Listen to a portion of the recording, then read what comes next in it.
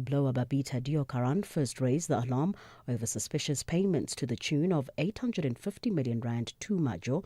Deokaran was killed in front of her house in August 2021.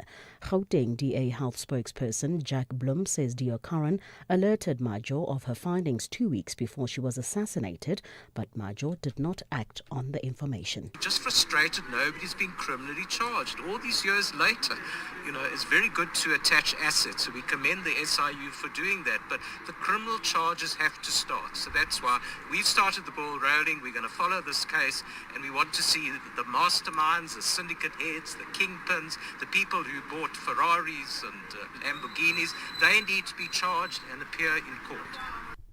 Firefighting crews are closely monitoring a blaze that is burning high on the mountain slopes along the Glen Khan Expressway in Cape Town's southern peninsula. No properties are in danger at this stage. The city's fire and rescue spokesperson, Jermaine Carlser, says they responded to the scene earlier today. Several crews are currently on site as it appears to be an extensive area of mountain slopes burning, with a strong southeasterly wind fanning the flames. The incident management team has been dispatched to take over operational coordination. However, the fire is high up in the mountains and therefore inaccessible to ground crews. They are, however, monitoring the situation closely. Updates will be provided if the situation changes. An overwhelming turnout of mourners has forced the public viewing of the late Prime Minister Raila Odinga's body to be moved to Kenya's largest stadium instead of Parliament as planned. Earlier, as his remains arrived at Nairobi Airport, there were chaotic scenes as mourners overwhelmed police. The BBC's Anita Nkonge has the details. Thousands of mourners were seen on the tarmac where the aircraft carrying the late Kenyan leader was. Sounds of motorbike horns, cries and questions of "where is Raila" were heard from the mourners. The coffin was temporarily locked in the airplane as police attempted to control the crowds. Odinga is expected to be received by President William Ruto and close family members before his coffin is escorted to a funeral home. Later on in the day, there is expected to be an official public viewing of his body at the Parliament building. Recapping the top story, the SAWA Minister in the Presidency, Khumbudzo Ntshavheni, has announced that the US government has approved a PEPFAR bridge plan for South Africa to the value of $115 million. For SAFM News, I'm Jolani Tulo-Webe. In sports this hour, Sports Minister to give Bafana Bafana bonuses and Sharks recall Springboks for URC game in Durban. More details at 3:30. SAFM 104 to 107 nationwide. Leading the conversation. This October month, SAFM joins the world in breast cancer awareness. We bring you conversations that highlight the importance of early detection, survivor stories that inspire hope, and expert advice that could save lives. Together, let's spread awareness and support the fight against breast cancer. SAFM, leading the conversations that move us.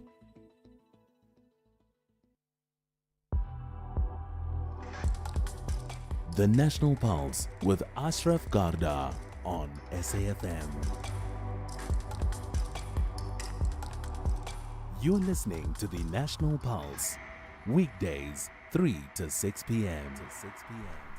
So if we said Tuesday evening was a big day in moving the pulse of the nation because Bafana were, well, their future in the World Cup was hanging on a thread or a tightrope, then what do we make of today? Because today it's not sport, but it's the continuation of the Parliamentary Ad Hoc Committee.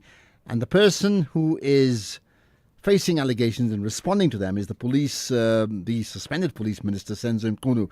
He's been on special leave. And in fact, to be clear, on special leave since July. And he's been testifying, and that's what we're going to take in all around the issues of the disbandment of the political killings task team in KwaZulu-Natal. Huge implications of that. That is a key story of what we'll do today. You can call in. We won't take your live calls now, later on maybe, but save the number 086 000 2032. But WhatsApp, you can send a voice note anytime, even now, okay? 0614 104 107 and your text message. Perhaps a starting point is what has been your thoughts of what you've heard today so far. My name's Ashraf Garda.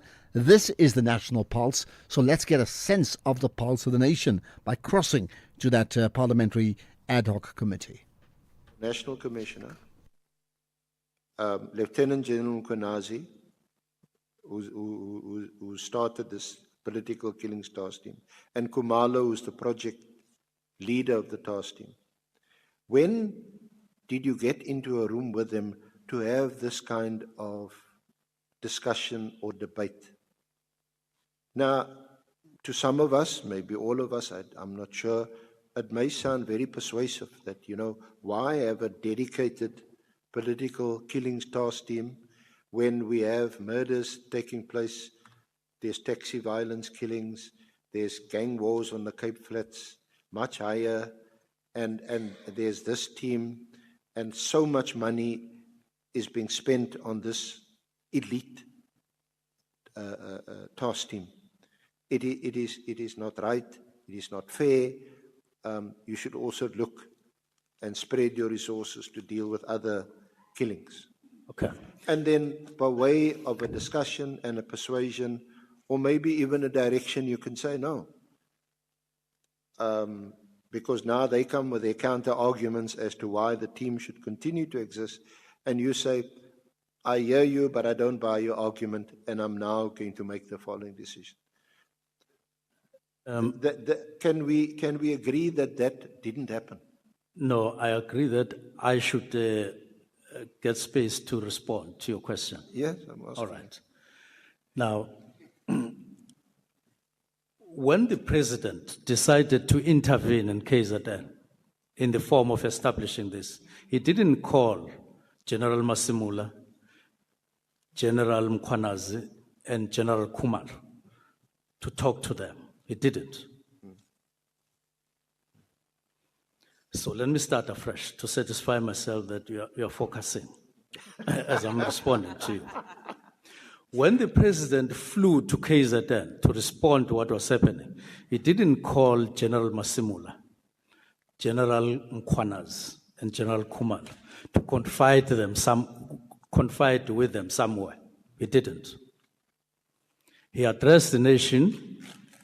He said, to address what appears to be a crisis, when I am there as President of the Republic, I'm intervening. I am establishing a mechanism to deal with the problem that I see. It's going to take the form of an interministerial committee who will sit and discuss further the mechanism that I am telling them to design. Those are the people he sat with, and it's important to do so, to note that.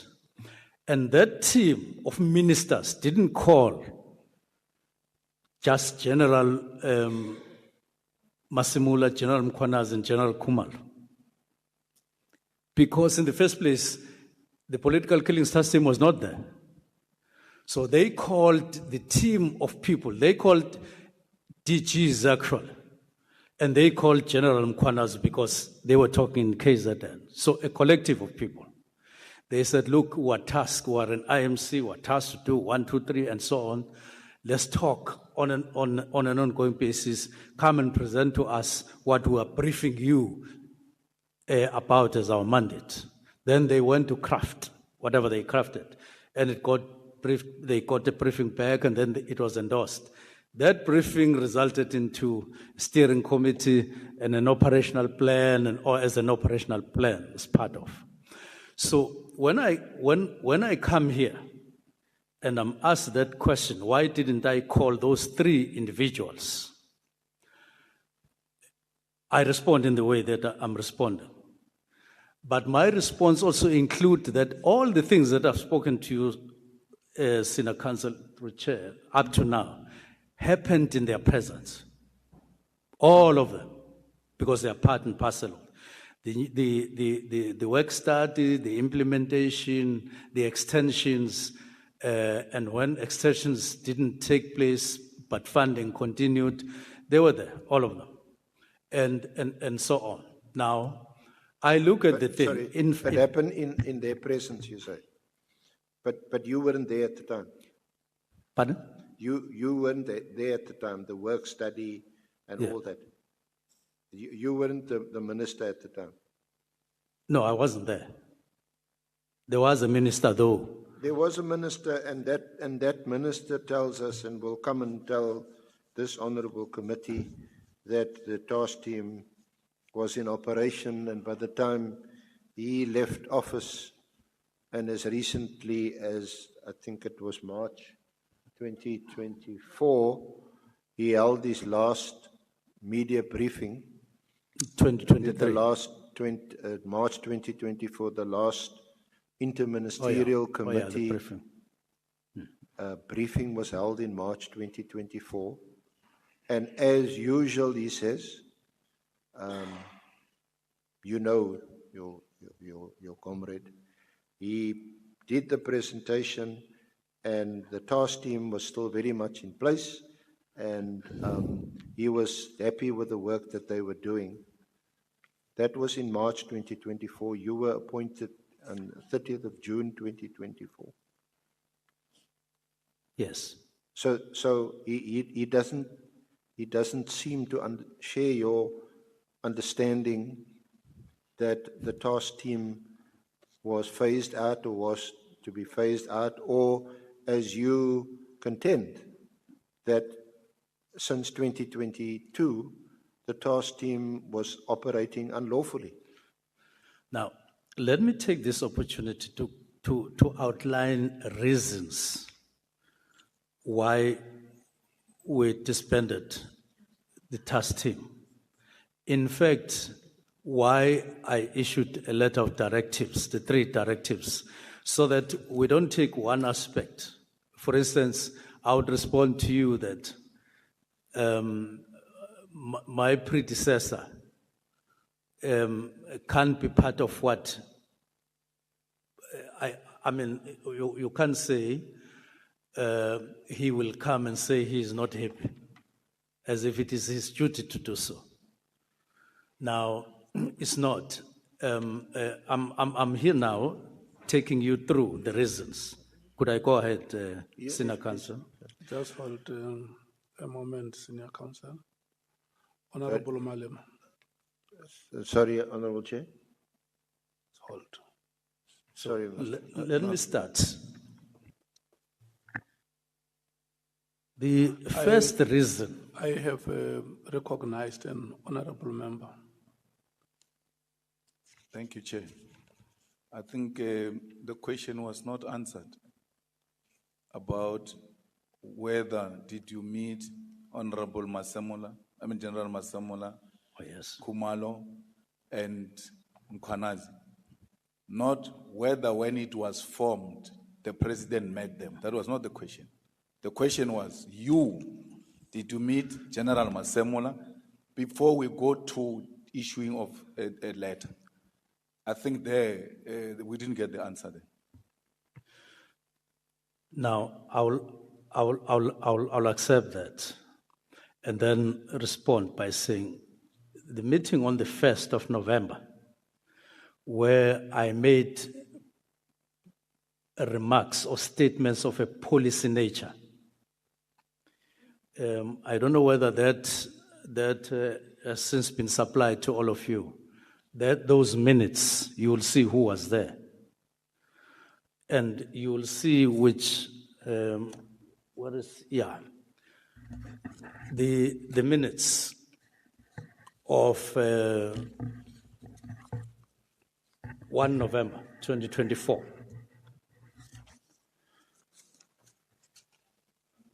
Yeah, the distribution may not have taken place, but it's a Minister, sorry, if just to refer the Honourable Chair and Honourable Members to the relevant volume, it's Exhibit Bundle 4, and it's at pages 163 to 177.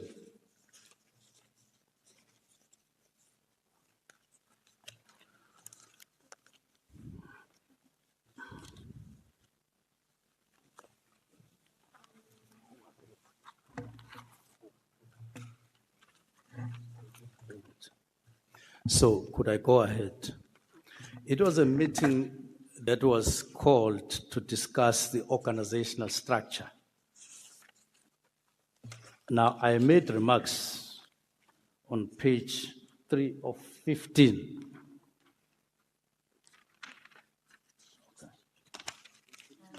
The people who were present was Minister of Police, and I welcome Deputy Ministers, National Commissioner, General Masimula, and all other people who are present. Now, it doesn't say who else was present, but maybe if we get information, my understanding is that we were with provincial commissioners as well, not just General Mkhonazi alone. So I make remarks there. The minister further indicated there was even labor there. Which page you reading from? I read from page 3 of 15. The minister further indicated that there must be reconsideration and review of certain capabilities, such as political killings task team, which are primarily about addressing serious crimes. He stated that SAPS should guard against creating structures, units based on specific category, while these duplicate the existing capabilities, e.g. taxi killings, political killing, all being about murders. This is what I said in the presence of management. Now, further down in the same page, you will see what General Masimula said. General Masimula indicated that the matter of the provincial commissioners was resolved some time ago, which was under discussion. He goes on and talk about. So he further stated that in terms of the inspectorate, in principle, management agreed that there's a need to do away with it. That's the first unit that we dissolved.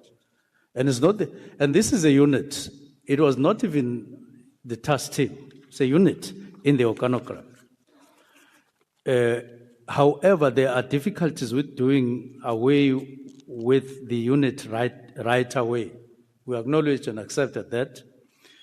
He gave example of affordability and so on. He further explained that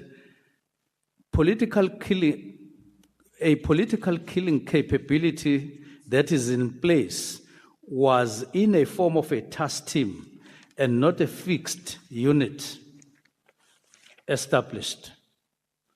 So these were elaborate statements that were made in that meeting of a policy nature, and they were present. That's my response. But there is another meeting that we held, I think it was on the 22nd. It's just that we couldn't find minutes. It is called policy statements that I made together with the National Commissioner. He made in one of these meetings. Yeah, the minister directed that the presentation should have a narrative in relation to the. So I'm making reference to that to respond to the question.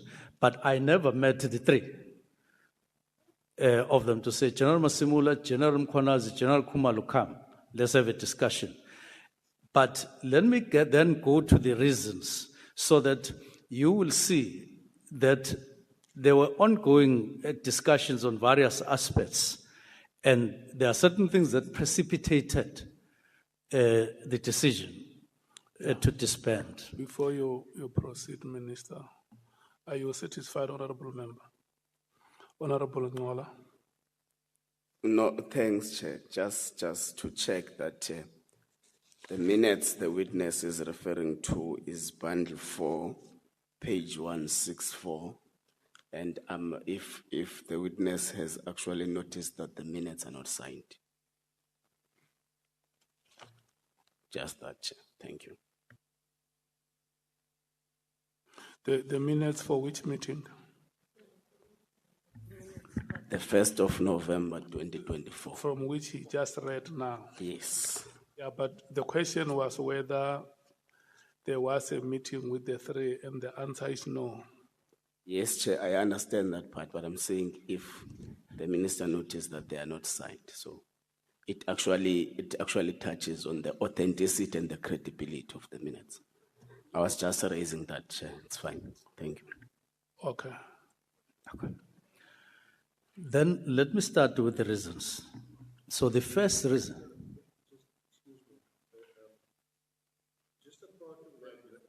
And have your Excuse me. microphone on, Senior Counsel.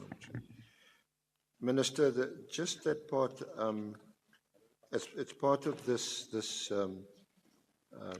follow-up meeting of the 1st of November, at the bottom of 3 of 15. 3 of 15. There's reference to what General Masemola said about the task team. Can you see that the last paragraph? Yes. General Masemola indicated that the matter of the provincial commissioners was resolved some time ago. And then later on he says, the last sentence, he further explained that a political killing capability that is in place was in the form of task team and not a fixed unit/establishment. What did he mean by that, or what did you understand? It talks about permanent structure. He refers to it as a unit, which I said as a practice in SAPS would be part of the organogram, operating organogram. So it's not fixed, it's temporal. Yeah. Yes. So what was he not saying that this discussion about organizational structures does not or should not include a reference to a task team because it's not a fixed unit of the establishment? What is important is to note that there's acknowledgement that it is not a permanent structure or a permanent establishment. It's not a fixed establishment. I think we all accept that. We accept Yes. that it's been extended from every year, from 2018 Yes. through now to 2026, except that your position seems to be that from 2022. 2022.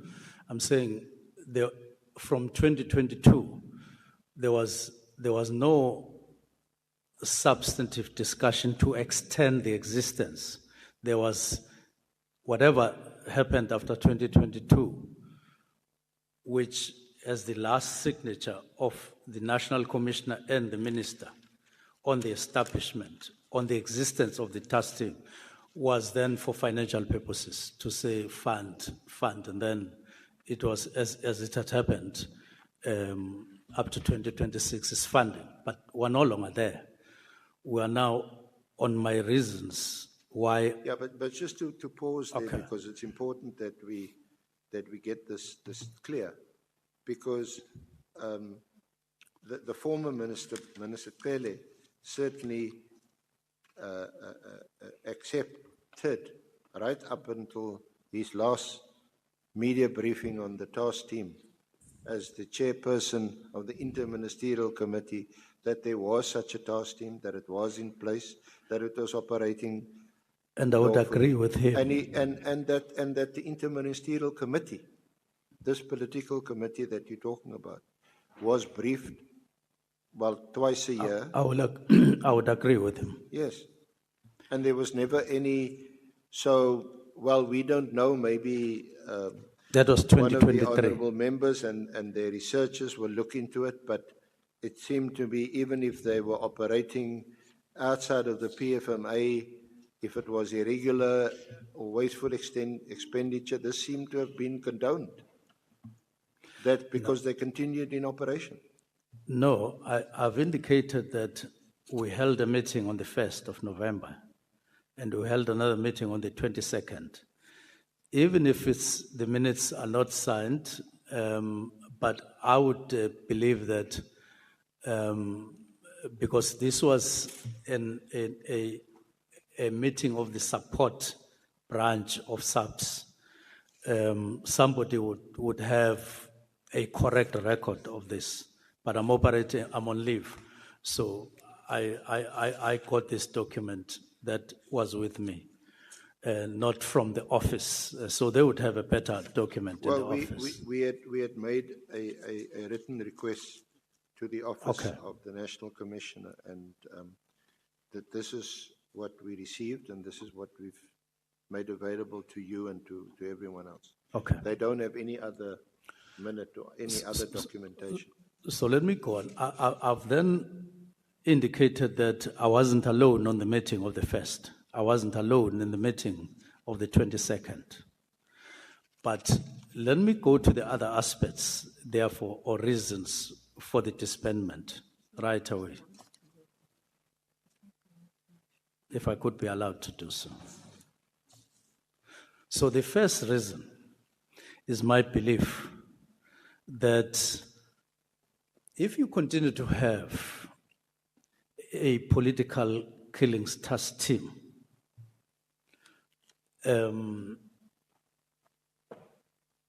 you are not recognizing the new work study and the new organogram. You are denying that there's a new organogram, there's a new work study that gave rise to the new organogram. And I don't want to be in denial.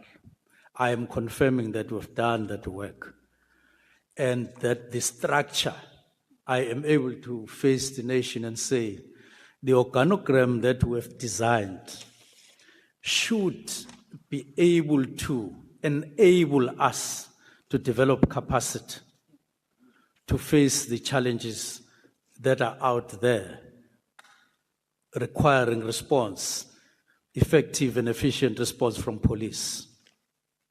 So that's the first reason. You now have capacity. We have done the work, you have processed together with everybody in the department, not alone. It is there in place, you just have to implement. General Masimbula has signed the new organogram, and it now needs to be funded and implemented and rolled out. It caters even for the political killings, but no longer in KZN alone, all over the country. It is there, it is in place. Okay, we'll pause for the moment, and I say for the moment because we will certainly get back to the ad hoc committee, Parliament's ad hoc committee, as soon as we can. But we also need to get up to date with, let me clear my throat. We also need to get up to date with the latest news from South Africa and all around the world. So here's the news heads with Jolani. Thanks, Ashraf. Good afternoon. Making headlines, Police Minister Senzo Mchunu, who has been placed on special leave, has defended his decision to disband the political killings task team. He has told Parliament's ad hoc committee looking into concerns of national security that his decision was in line with the laws created by Parliament. Cabinet has welcomed the US government's approval of a 6-month, $115 million PEPFAR bridge plan for South Africa.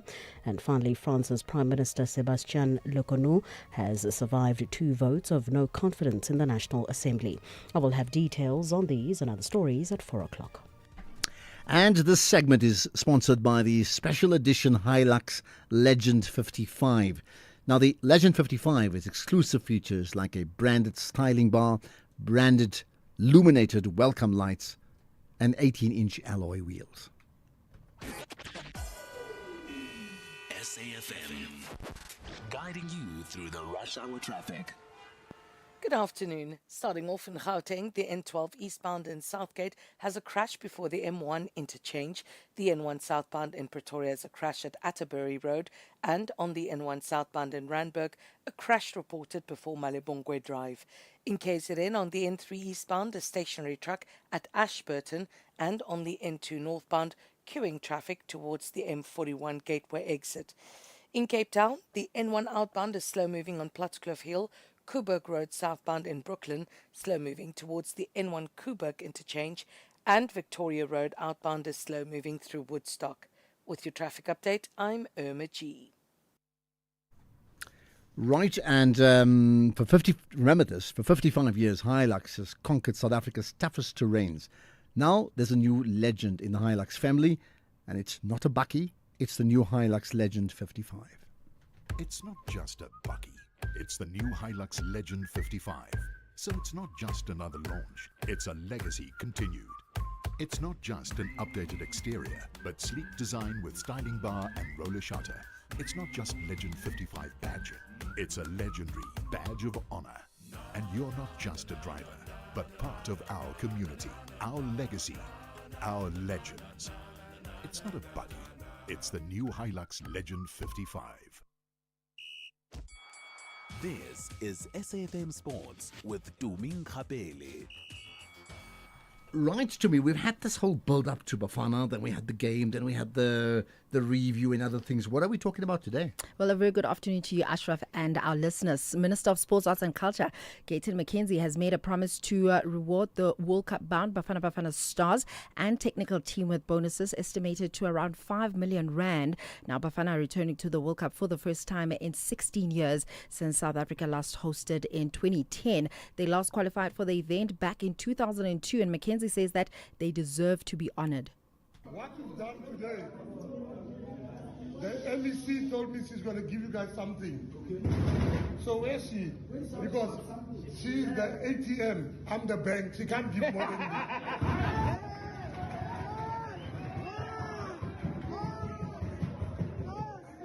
So I'm going to meet her tonight.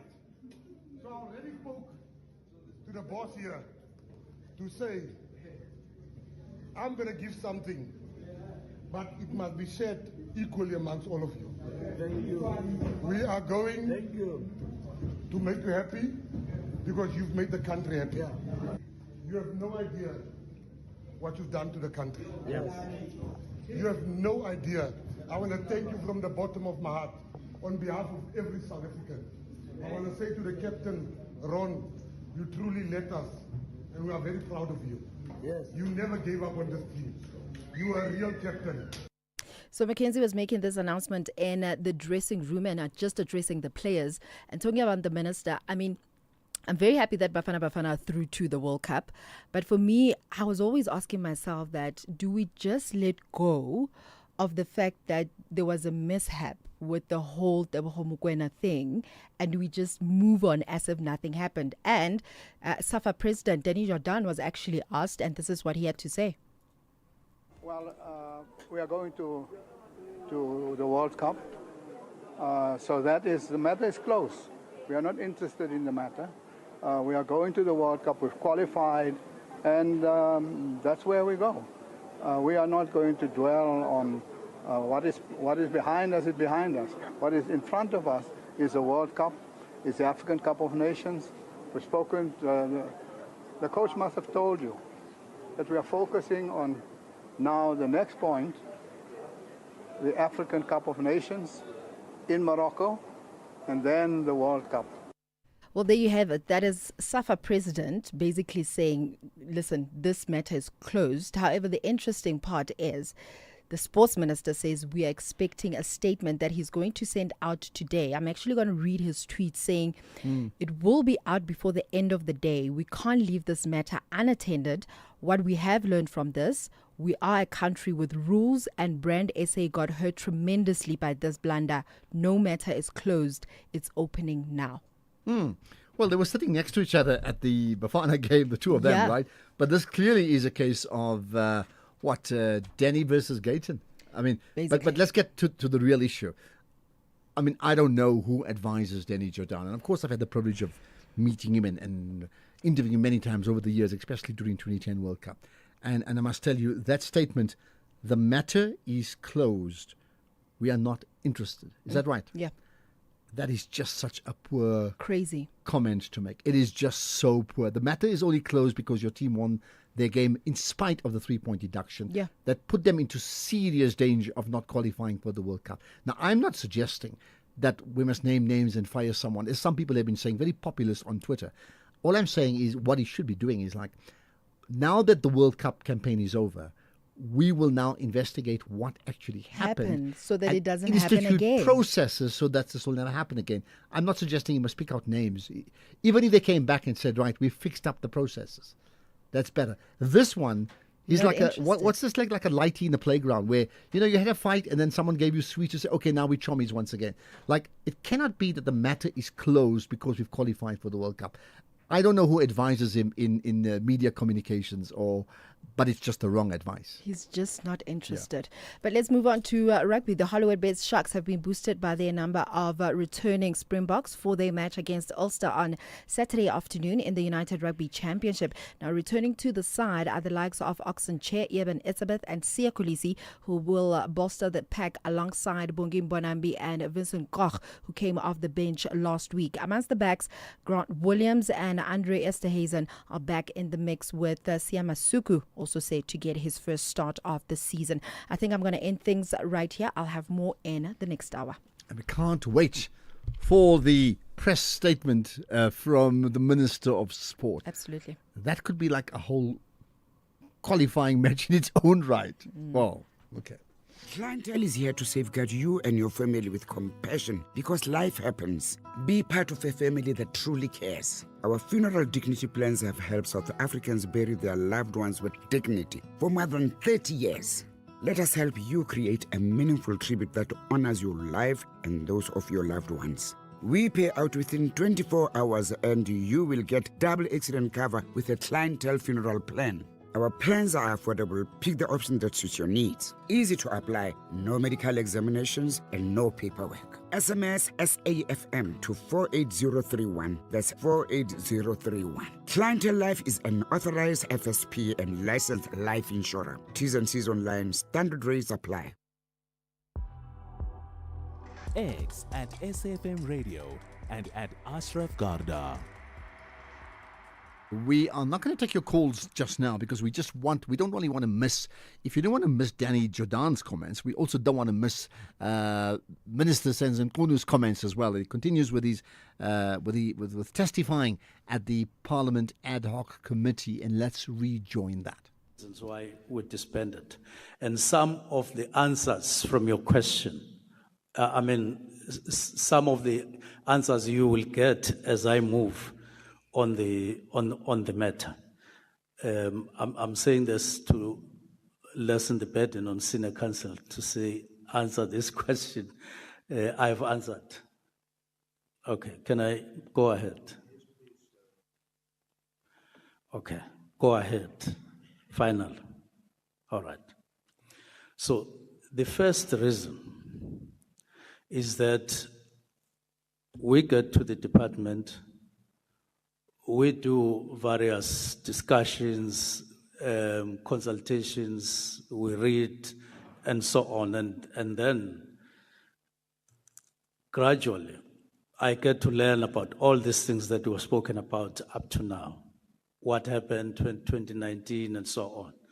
The work studies, the establishment, we get to discuss the imperatives of the 7th administration, and we deal with the organogram, and we come up with a new structure crafted on the basis of what had happened before, and we move on with the work. All right. It becomes imperative to me as minister that you can't have a duplicate structure or any other duplicate structures on top of what has already been put in place and what can deliver on the mandate of the 7th administration in the form of this organogram, catering for all that SAPS could do or can do in order to meet the mandates and the imperatives of the 7th administration. And I'm saying I'm convinced that if this organogram is implemented, it will have an impact on murders, on firearms and so on crime in South Africa, based on this, if we go on. So you streamline, you say, I've got the machinery now, as we have signed off now. And it is important to note that there is no one, when we did this, who said, put in the organogram the National Political Killings Task Team. It has been there for 5, 6, 7 years. Put it on the organogram. No one said so. Not Commissioner Masimula, not the other generals, including General Mkwanazi or General Kumar. So we went on with the organogram until it was finalized. But we went on with this understanding that there is no task team that, including the National Political Killings Team, Political Killings Task Team, it was never meant to be permanent. It was even referred to as a project. In many documents, is reflected on as a project. Now, if it's a project, it tells you that as a project, it would have a particular time frame of starting, particular funding, and particular time of ending. It's not a permanent project. So that's the first reason. Second reason, I began to say I got to interact with a lot of people. Deputy ministers also got to interact with many people. Now, others made written inputs and others didn't. The categories of people who were speaking to us are different. Maybe let me start with the one that even finally made me write on the 31st of December. A number of people who were part of the National Political Task Team sent WhatsApps to me and to the deputy ministers over a long period, shortly after we started working in SAPS. Others, as I've said, would want to see me privately, confidential, and we had talks.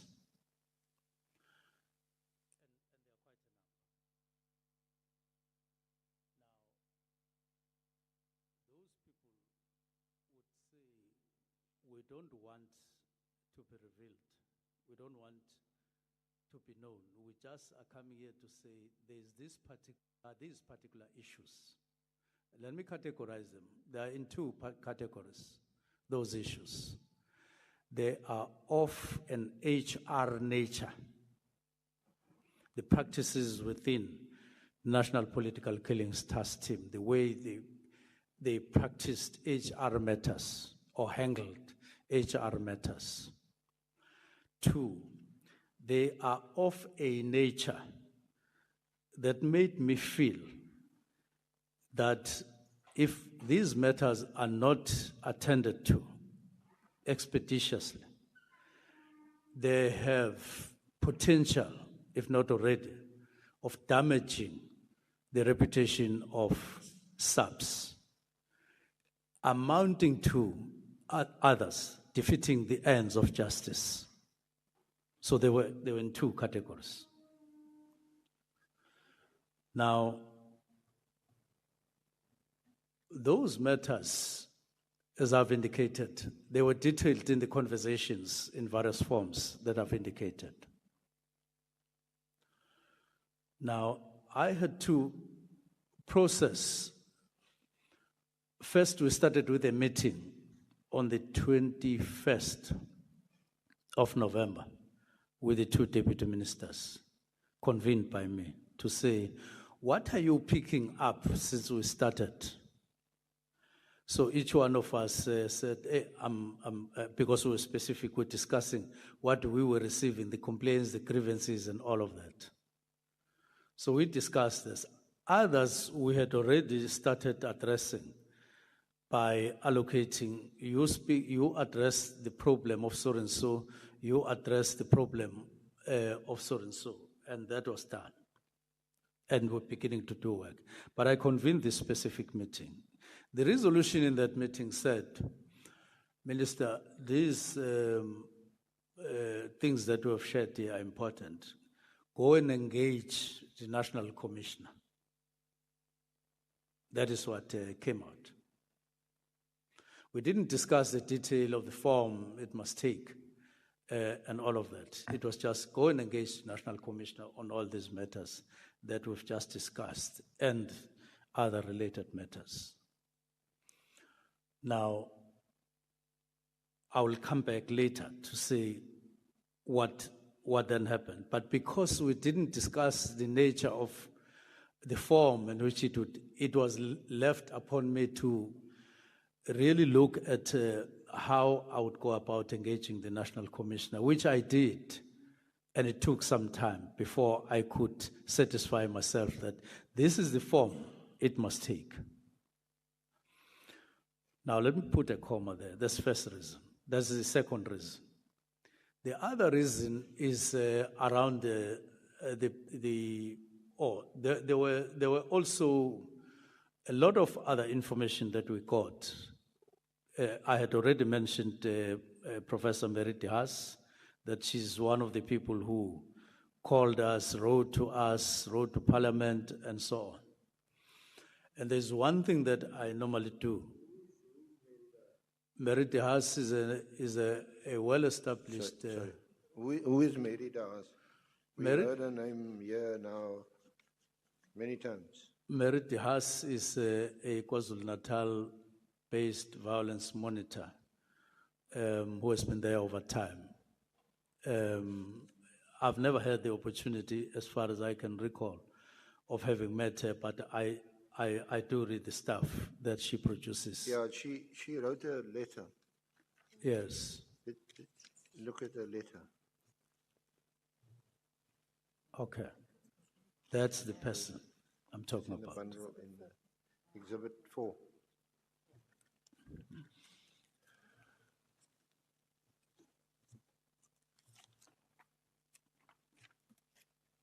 It's at pages 14 to 21, Exhibit 4. Yes. So, you never met her? If I recall, if it happened, it happened. It must have happened some time ago, long time ago. When you were the But Premier? not when I was MEC or Premier or what. I don't recall, let alone after becoming Minister. And but I've read her statements. So she's not an advisor to you? Not at all. You hadn't met her. She writes to you merely as Minister. On the I suppose 31st of October 2020. She wrote to the Portfolio Committee. And she wrote to the Portfolio Committee. She's not an advisor either. There, she wrote to them as well. All right. So and you don't know her? Then I read what she wrote. You've never met her. You don't know her personally. Did you check out her credentials? No, I know her. You know her? Yes. She has been there in KZN for a long time. It's difficult to miss anyone who is in Parliament who comes from there. You would have heard or known or read. Even if I don't come from there, but I've heard of her over the years. And Okay. To be fair, she's at times she bravely stood her ground during the apartheid years, and there was police brutality. So I do, but I'm not sure that if she writes a letter to me and I'm the Minister of Police, I'm necessarily going to take her advice or take her seriously. No, I haven't said I took her advice. I merely said she wrote to me. Well, you're not dealing with your reasons. The Meriti Haas letter is one of those reasons. She wrote a letter to me. I'm still telling the story, what happened. So she wrote to me and I read it. But let me open up about what I normally do when I receive letters or calls. I normally don't ignore when people write or call me. I tried and make an effort to respond to what they say. There are many people who have phoned me over time, but I've never met them. But sometimes I respond to them. So I did look at the letters and so on. I also read her correspondence to the Portfolio Committee. If I'm not mistaken, she would have written to me, and CC'd them to me, and so on.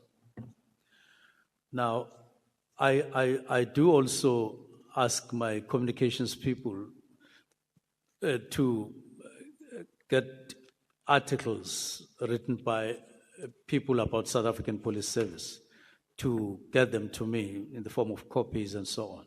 Not with the purpose of responding to, but getting to know what they have to say about South African police, including her.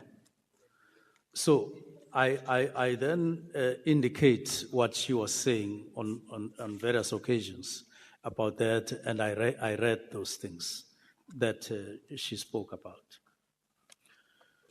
Then there is another lady called Patricia Mashale, who write almost every second day about South African police, especially on the negative side. So I read what she writes, but I've never responded, and I've never called her to discuss any of her articles or letters or WhatsApps or whatever. I just read and keep. And at some point, the way she writes to us, I got a bit worried because she seems to know quite a lot of things, including letters written by this person or that person within SAPS. So I asked the IGI to say, can you give me, can you work on the profile of this lady? I just need to know more about her, and he did. And he wrote back to me about what he was saying to me about her and so on. Basically saying, well, his own understanding of her, having profiled her, his understanding of her is mixed. There are things that she says that are true, but there are others that are true, but she continues to write, and sometimes about something that is a mere rumor that doesn't exist, and so on. So her correspondence was mixed. So you got someone to do a little bit of homework on Ms. Mashale? Yes, because I didn't know her. It's not like Mary Dehas, who I knew. You didn't need anyone to do any homework on Ms. Dehas? Mary? Dehas. Yeah, I've said I know Mary. Yeah. I've known her for a long time, particularly through her writings and what she says and so on. That's what I said, not Moke. I think she also appeared before the Morani. Yes. Some kind of yes, but Mashale, I had never met and I had not heard, but she was really posting things and so on. And then I asked the IGI to look at and write to me about her, and he did, and I read it. And at some point, I shared the understanding of the IGI with National Commissioner to say, hey, this is what IGI is saying about Patricia Morgan. But National Commissioner, she has also written to her or sent WhatsApp to him and so on. We just shared that generally and we passed. Okay, now, there's the second category. Yeah, before you proceed, there is a hand from Honorable Malema. No, thanks, Chair. I understood the minister to have said he asked the IGI, which will mean Inspector General of Intelligence, to check on this person. Now, after he gave that answer, the SC says, you are saying you asked on someone to do homework. You can't refer to IGI as someone. He has to be referred to as IGI consistently. Yes. You can't make that mistake because it's going to disappear. He said he asked IGI to check on her, and the SC says, oh, you asked on someone.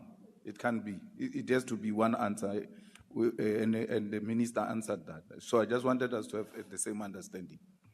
That it must go to the record as the person that the minister requested to check on Miss Patricia Mashale. That person is the Inspector General of Intelligence. Point taken, Honorable Malema. Yes. So I wrote to the IGI and he then responded. So, Minister, you say the name of the person is Miss Patricia Mashale. Yes. Okay. Yes, Chair. And the matter was referred to the Inspector General of Intelligence. Yes, because in particular, she would write about crime intelligence matters quite extensively, and she would send emails and so on. That's why I went to the Inspector General of Intelligence. And then I got the advice in writing about her. Now, so when you say that she used to write extensively about intelligence matters, what do you mean? You mean it's unusual for a person in her position to write about those matters? Or did she have a more than sufficient information that you would ordinarily expect her to have? No, what she did is write and send you a WhatsApp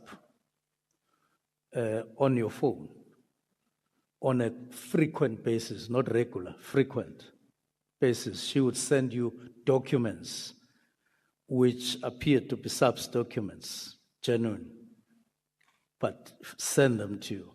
She would send you reports of one situation or the other, criminality, and so on. She wrote also about, she sent me about those weapons and people that we found in Mpumalanga. She wrote. I want to know, is she qualified to be in possession of such information? I wouldn't say she qualifies because not all of it. Other information may be general or public information that everybody knows is reported in the news. So what we want to establish is whether is there some of the information which when she converses with you, you get worried that an ordinary civilian may not have to be in possession of information like this one because this is SAPS information. Yeah. The frequency with which she wrote and the stuff she wrote and sent and so on is the one that made me say, who is this person? IGI, can you profile? And after that, Okay, we'll pause on that for the moment, and we will get back to the Senzo Mchunu testimony coming up later on. I'll get your reaction, in fact, ASAP, just after the news, which is now because it's 4 o'clock.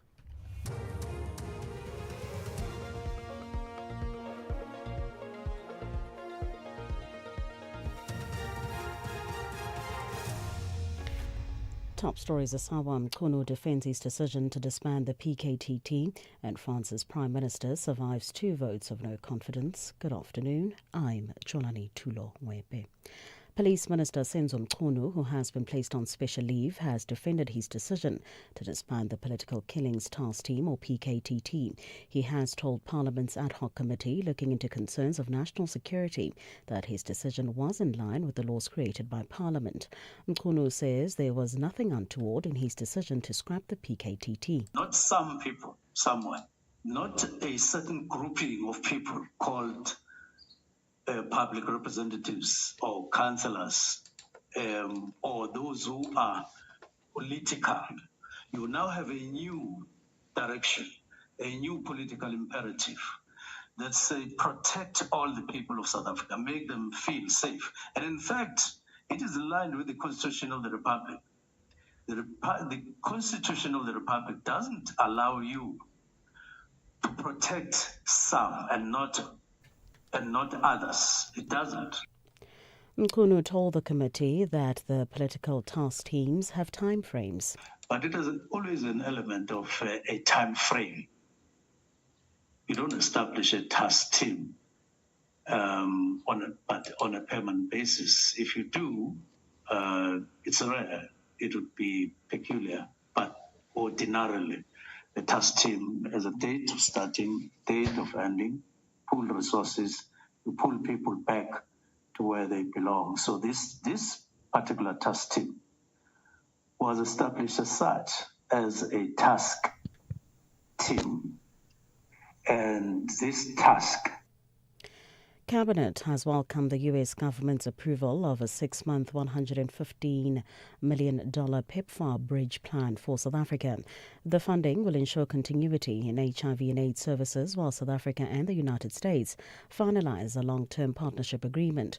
Speaking at a post-cabinet briefing in Pretoria, Minister in the Presidency, Khumbudzo Ntshavheni, says the move reflects strong bilateral relations between Pretoria and Washington. Cabinet expressed its appreciation to the government of the United States of America on its commitment to supporting and sustaining progress in the fight against HIV/AIDS. We all now have a responsibility to make sure the efforts both by government and the international community to fight HIV/AIDS are not regressed, and we can achieve our 0.1% by 2032 with a target of an HIV-free society later in that period. MEC for Roads and Transport, Kidiboni Diale Tlhabela, says the provincial government's priority is the province's cleanliness and law and order ahead of the G20 summit. Diale Tlhabela was speaking at a media briefing on the Government of Provincial Unity's commitment to building a capable, ethical and developmental state that answers directly to the people. The MECs were providing progress updates and implementations of provincial government's key priorities. They also outlined Gauteng's preparations to welcome and host global leaders for the upcoming G20 summit. Diale Tlhabela says community forums have promised to help in ensuring cleanliness.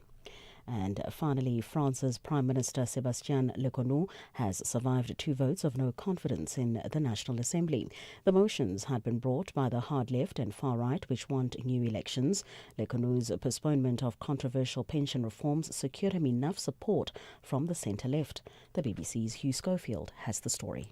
At the end of the day, Lecornu can breathe a sigh of relief in the next few weeks because this isn't the end of it. The Socialist Party, which was the linchpin in all of this, its decision not to vote censure was vital, and there's plenty of scope and opportunity for disagreement and for more problems for the government in the weeks ahead, because it's going to be trying to push through a budget now, needs to have that done by the end of the year, and the Socialists and all the left and the far right have made it quite clear that there are large parts of this budget as it stands now which they find completely unacceptable. Recapping the top story, the Sawa Police Minister Senzo Mchunu, who has been placed on special leave, has defended his decision to disband the Political Killings Task Team, or PKTT. He has told Parliament's ad hoc committee looking into concerns of national security that his decision was in line with the laws created by Parliament. For SAFM News, I'm Jolani Tulo Mwepe. In sports, the Sawa SAA squads announced for India a tour, and McIlroy set for DP World India Championship. More details at 4:30. SAFM, guiding you through the rush hour traffic. Good afternoon. Starting off in Gauteng, the N12 eastbound in Bedfordview has a crash before the R24 highway split. Modderfontein Road in Edenvale has delays between Greenstone Drive and Lowry Road, and Eskempatleli Drive northbound in Pretoria has delays towards Moot Street. In KZN, the N3 eastbound has a stationary track at Ashburton, and on the N2 northbound, queuing traffic towards the M41 Gateway exit. In Cape Town, the N2 outbound slow moving towards Bunga Avenue, the M5 southbound is slow moving towards Racecourse Road exit, and the N1 outbound slow moving towards the M5 Kuburg interchange. With your traffic update, I'm Irma G.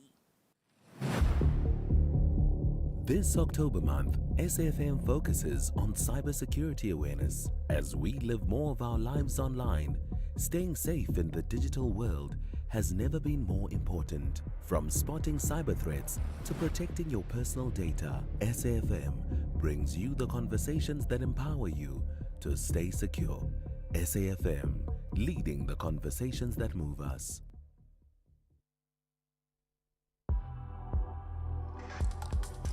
The National Pulse with Ashraf Garda on SAFM. You're listening to the National Pulse, weekdays 3 to 6 p.m. Okay, I'll tell you what, let's get to the second half, or the second hour, really, of the National Pulse, and we're going to take your calls right away. So, in fact, if you're up to it, short, sharp calls, 086 000 2032. WhatsApp, I'll take right away too. Voice notes, 0614 104 107. Being a Thursday, we also cross to Channel Africa as part of the countdown to G20, which is imminent because it happens in November, right? Okay, so let's hear what you have to say about some of the issues that we've been talking about. Interestingly enough, on the day when there's, once again, when Senzo Mchunu is centre of attention in this case, there's lots of conversation about Danny Jordaan. Allegations of corruption at SAFA. Different from the practice that is called traditional. Normal. To me, this is one of the ticking bombs. Someone must have been paid to put Mokoena while everybody else was sleeping. And it must be investigated. Danny can't just say we must focus on qualifying. All right, let me just do that again. There's been a mixed message. Knowing the allegations of corruption at SAFA and the allegations of corruption with the referees, the issue of Mokoena to me is just smells like match fixing. Someone must have been paid to put Mokoena while everybody else was sleeping. And it must be investigated. Danny can't just say we must focus on qualifying. Ibile him, it's just rich coming from him. Thanks, Sisbongi here. Thanks for that, Sisbongi, giving her thoughts, and there's more. Hi, good afternoon, Ashraf and your team. This is Flores from the Western Cape. Let me tell you, Danny Jordaan should have vacated office a long time ago. Where can you just close a method that could have hurt us so badly? What if we would not have gone to the World Cup? Was he still going to say the matter is closed? Come on, man. He needs to go and sit down. Have a good summer. Bye. Well, I mean, there we are. You know, did you see? I mean, to me, it was reminding me about the manager of the team central to the yellow card debacle, when he, instead of, really prostrating and saying, thank goodness my country is qualified for the World Cup, he was doing, what footballers do when they shut other teams off with a goal, like, fingers on his lip. Like, why would you do that? Really, why? Hi, Ashraf. I'm just saying, shame on Johnny Jordaan by just shying away from what happened around that player Mokoena, and saying that the matter has been closed. Yeah, we know it's been closed, but now he must have said that really it's a wrong thing, and it should be considered, reconsidered correctly and be attended to. And so Mackenzie is on point to say no, we can't just leave it like that. It's a wrong thing. That's corruption. That's mismanagement. Thank you. Willie in Kuma. Okay, that's the Willie. Willie, we're not going to ever forget you. You know that. Good afternoon, Ashraf and your team. This is Sakil Nsugwin from Gomshabialinga. Ashraf, the reason why the SAFA president says the Mokoena Soccer is closed is that he knows that SAFA is run by bodies who do not hold each other accountable. Thank you. Okay, and there's more. It's interesting. But I mean, this one is bizarre. When Danny Jordaan says the matter is closed, we are not interested. I mean, that's how I've quoted him, right? How do you say that? Who advises you to say that on what you're going to be quoted? Like who? Let's move away from football for the moment to another important issue, maybe even more so. Good afternoon, Ashraf and the listeners. For me, Mr. Mchunu didn't make any sense for me. The way he answered the question, even he avoided or answered the questions, like he's been asked why the KPP was so important for them to demolish it, to remove it, while there was a lot of cases that were investigated by the committees. He didn't answer. He didn't answer. Okay, well, I'll tell you what, part of these inquiries and commissions will unravel all of that, isn't it?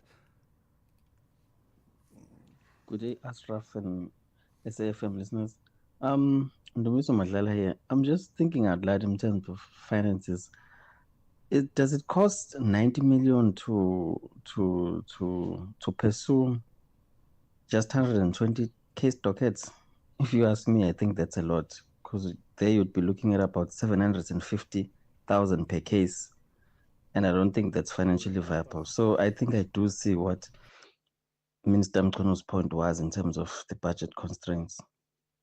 And there's more. There's such a variety. And I'll tell you what, one thing that I've picked up, and in fact myself, Keys and Temba were talking about it, is how attentively you, when I say you, I'm talking about you as the audience, how attentively people listen to these various commissions of inquiry, and how you hang on to every word, which just tells you just how invested you are in what they say and what that means for our country.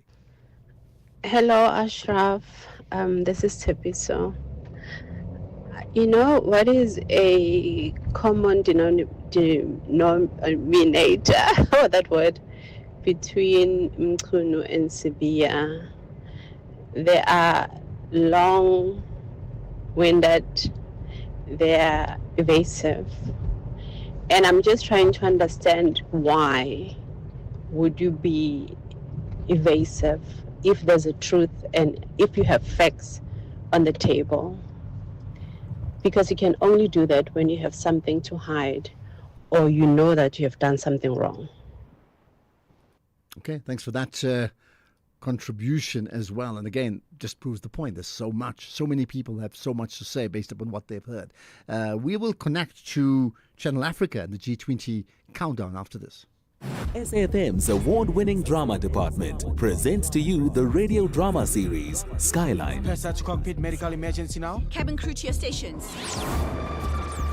Where the skies promise adventure, but behind the cabin doors, untold secrets are found. He's signing off on cheap parts they installed like it's nothing. Catch the radio drama series every Saturday at 9 p.m. on SAFM, leading the conversations that move us.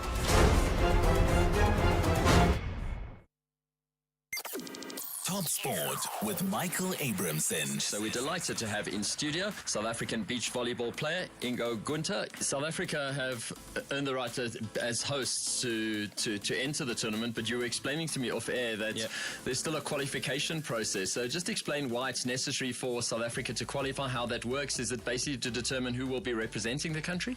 Yeah, sure. So we as the host get sort of an entry into the main draw, but we don't really have a national team currently, and that's where the qualifier comes in. So that's currently, or we'll be starting off tomorrow in Cape Town as well, where everyone in the country can basically, could apply to play, and they're going to basically battle it out, and the best team will get to represent South Africa in that main draw. So the qualifying is only for South Africans? Yeah. Top Sport on SAFM.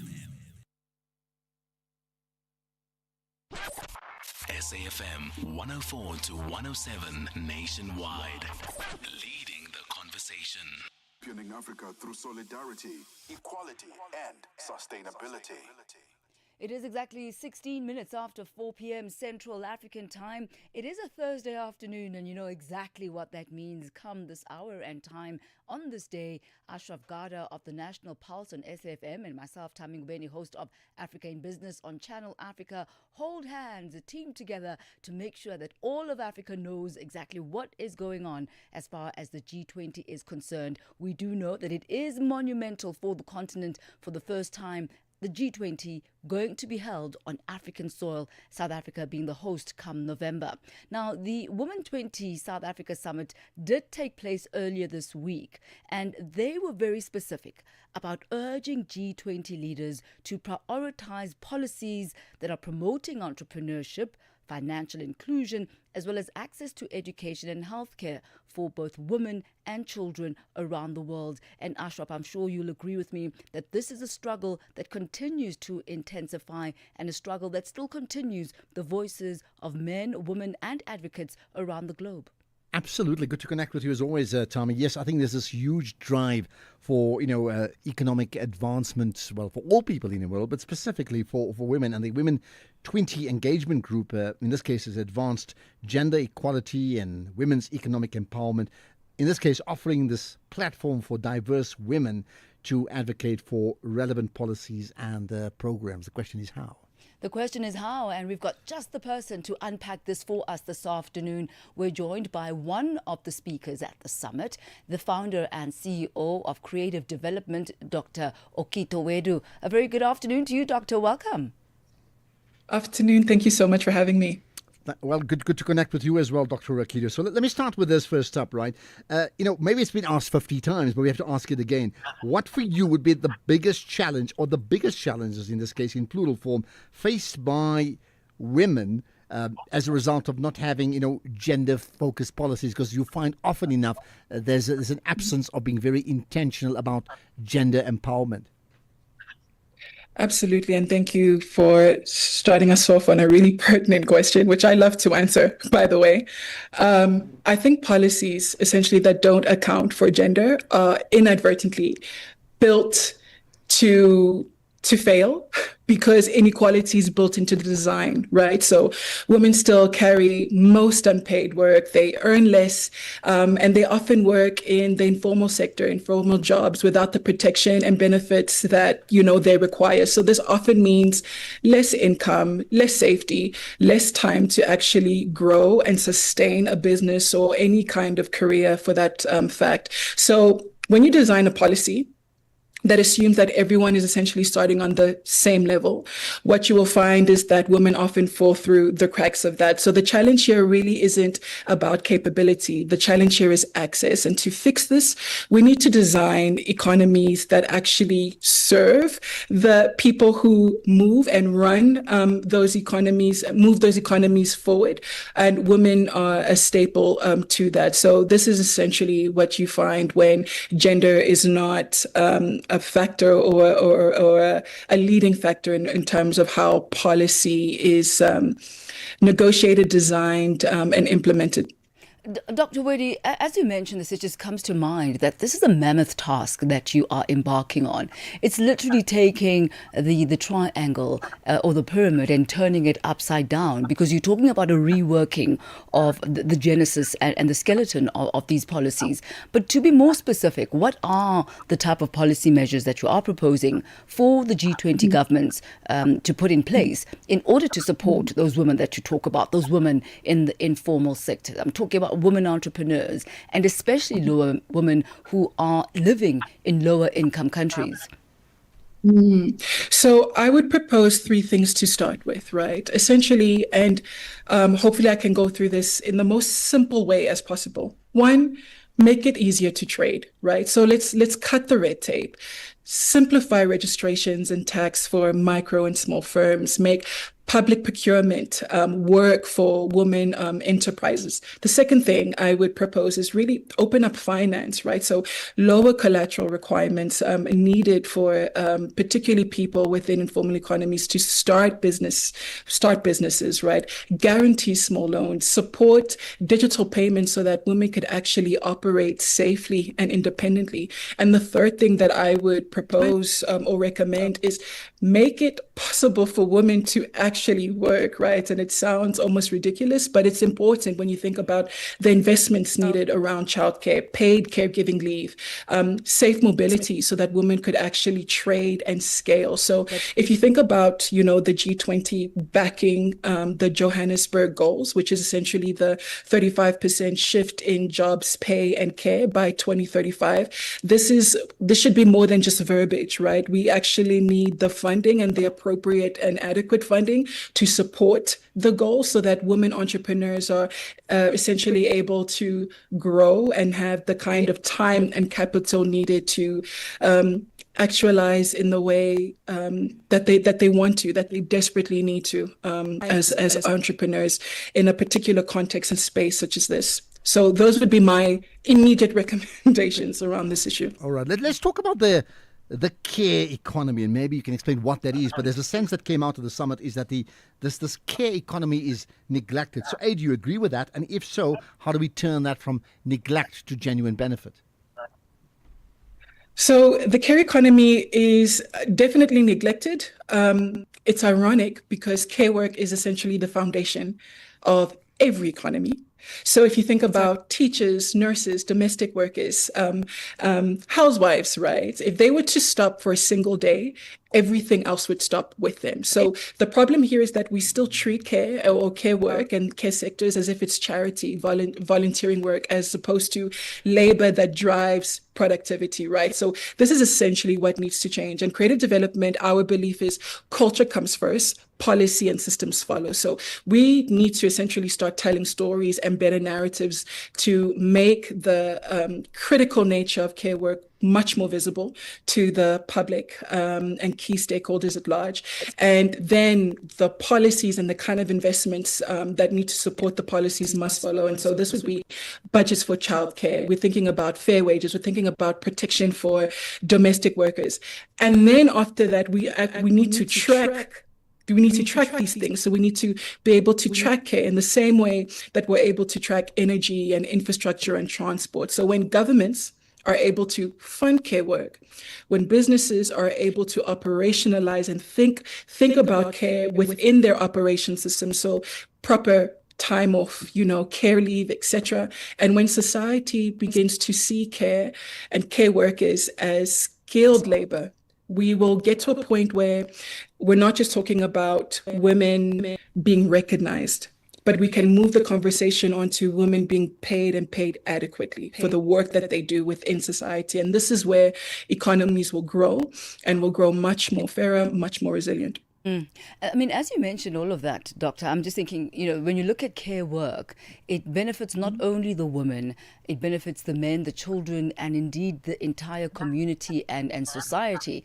So in as much as this may be advocated by the W20, it is an all of society approach that will actually benefit from this. But post the G20 presidency of South Africa, how do you hope the propositions that you've put in place, as well as all the various interventions, will continue to evolve and remain relevant and effective? Thank you for that question. I think as the G20 presidency moves from South Africa to the USA, I think the task for all of us is to ensure that the agenda set, the agenda that we've built here, doesn't lose momentum or meaning, right? And so what this fundamentally means is that the Johannesburg goals needs to be incorporated within the economic track and not just the gender track, right? Which would fundamentally mean that there's annual reporting around these jobs, around pay, around care work, around safety, and that this is incorporated as part of the G20 finance and labor work streams, right? As opposed to just the gender track. It would mean aligning on development finance, where we're thinking about institutions such as like the African Development Bank or the World Bank, and the sort of prioritized investment that needs to be made around care infrastructure, women enterprises, as well as safety systems. This would be critical. And again, not just having this seen as the kind of side project that people need to do to be able to meet the KPIs at the end of the year and get the money out, right? And then finally, incorporating culture into the mix the entire time. So storytelling, public dialogues, ensuring that not just youth, but men are brought into the conversation as well, and not just with the framework or the perceptions in which we've engaged men in anything gender related in the past, right? So I think this is how you keep the W20 alive beyond a single presidency, by essentially turning the goals into a public mandate, right? So that it's not just limited to a moment. Okay.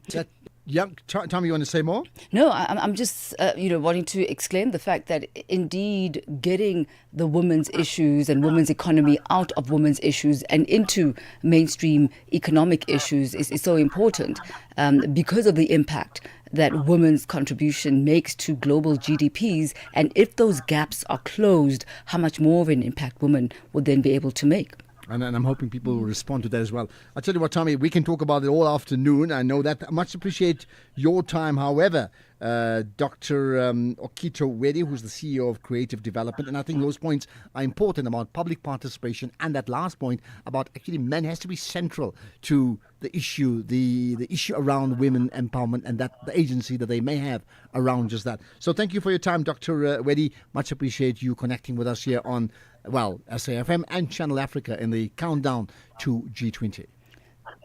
Thank you so much for having me. Thank you, Doctor. That's Dr. Okito Wedi. Always a pleasure, Ashraf Garda. Looking forward to our conversation again next week when we focus on more G20 issues. Thank you, Doctor. You have a great one. And that's how we come to the end of our G20 feature for today. I mean, one thing about Ashraf is that closing this gender employment and pay gaps could boost GDP records, say, by around 5 to 6% in developed and emerging markets.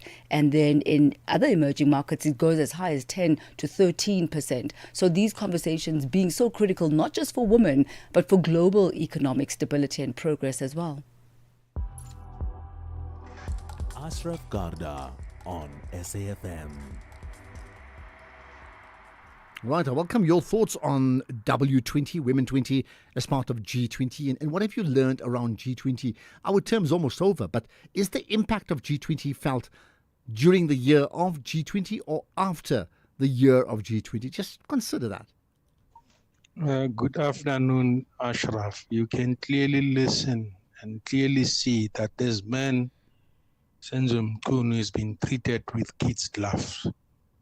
The questions are not coming as tough as you would have expected, as what happened to Shadrach Sibiya and Lieutenant General Mkhwanazi.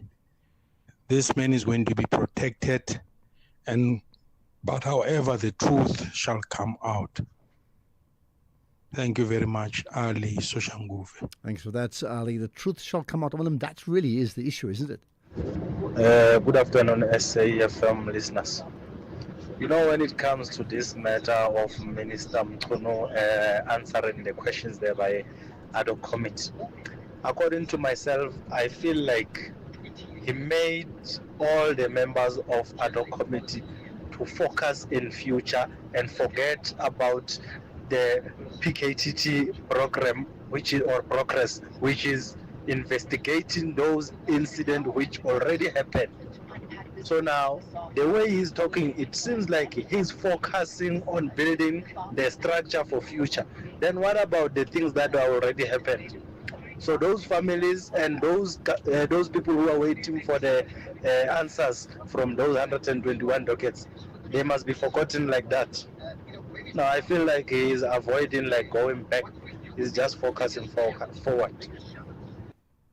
Okay, well, I don't know about avoiding. Listen, I mean, there's lots. We all, all of us, as we listen, we also have our own thoughts and conclusions. But let this play out and then finally see what happens. But it doesn't stop you from having an opinion, and I get that. Right, let's get to the news headlines. It's 4:30. Good afternoon. Making headlines, Police Minister Senzo Mchunu says police top brass decided on a new structure last year that incorporated political killings under serious and violent crimes. Mchunu has been placed on special leave following allegations of political interference. SABC Human Resources Group Executive Rachel Masuku says the public broadcaster is set to pay a 4.5% salary increase for the 2025-2026 financial year to non-unionized employees. This will take effect from the 1st of next month. And finally, Kenyan police have fired tear gas and live rounds into the air to disperse tens of thousands of mourners gathered at the Nairobi Stadium to view the body of the former Prime Minister Raila Odinga. Greg Host will have the details at 5 o'clock for SAFM News. I'm Jolani Tulo Webe. SAFM, guiding you through the rush hour traffic.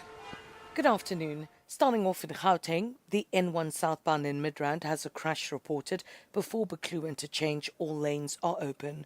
The N12 R24 westbound in Bedfordview has a stationary truck reported before Giluli's interchange, queuing traffic on both routes. And Steve Biko Street northbound in Pretoria has a crash near De Beer Street. In KZN, on the N3 westbound, queuing traffic towards Cliffdale, and on the N3 eastbound, a stationary truck at Ashburton. In Cape Town, on the N1 inbound, a stationary bus before Brackenfell Boulevard, all lanes are open. Stellenbosch Arterial Road eastbound in Kells River, slow moving towards Nooinsfontein Road, and the N2 is slow moving towards Bunga Avenue. With your traffic update, I'm Irma G. This is SAFM Sports with Tuming Khapele.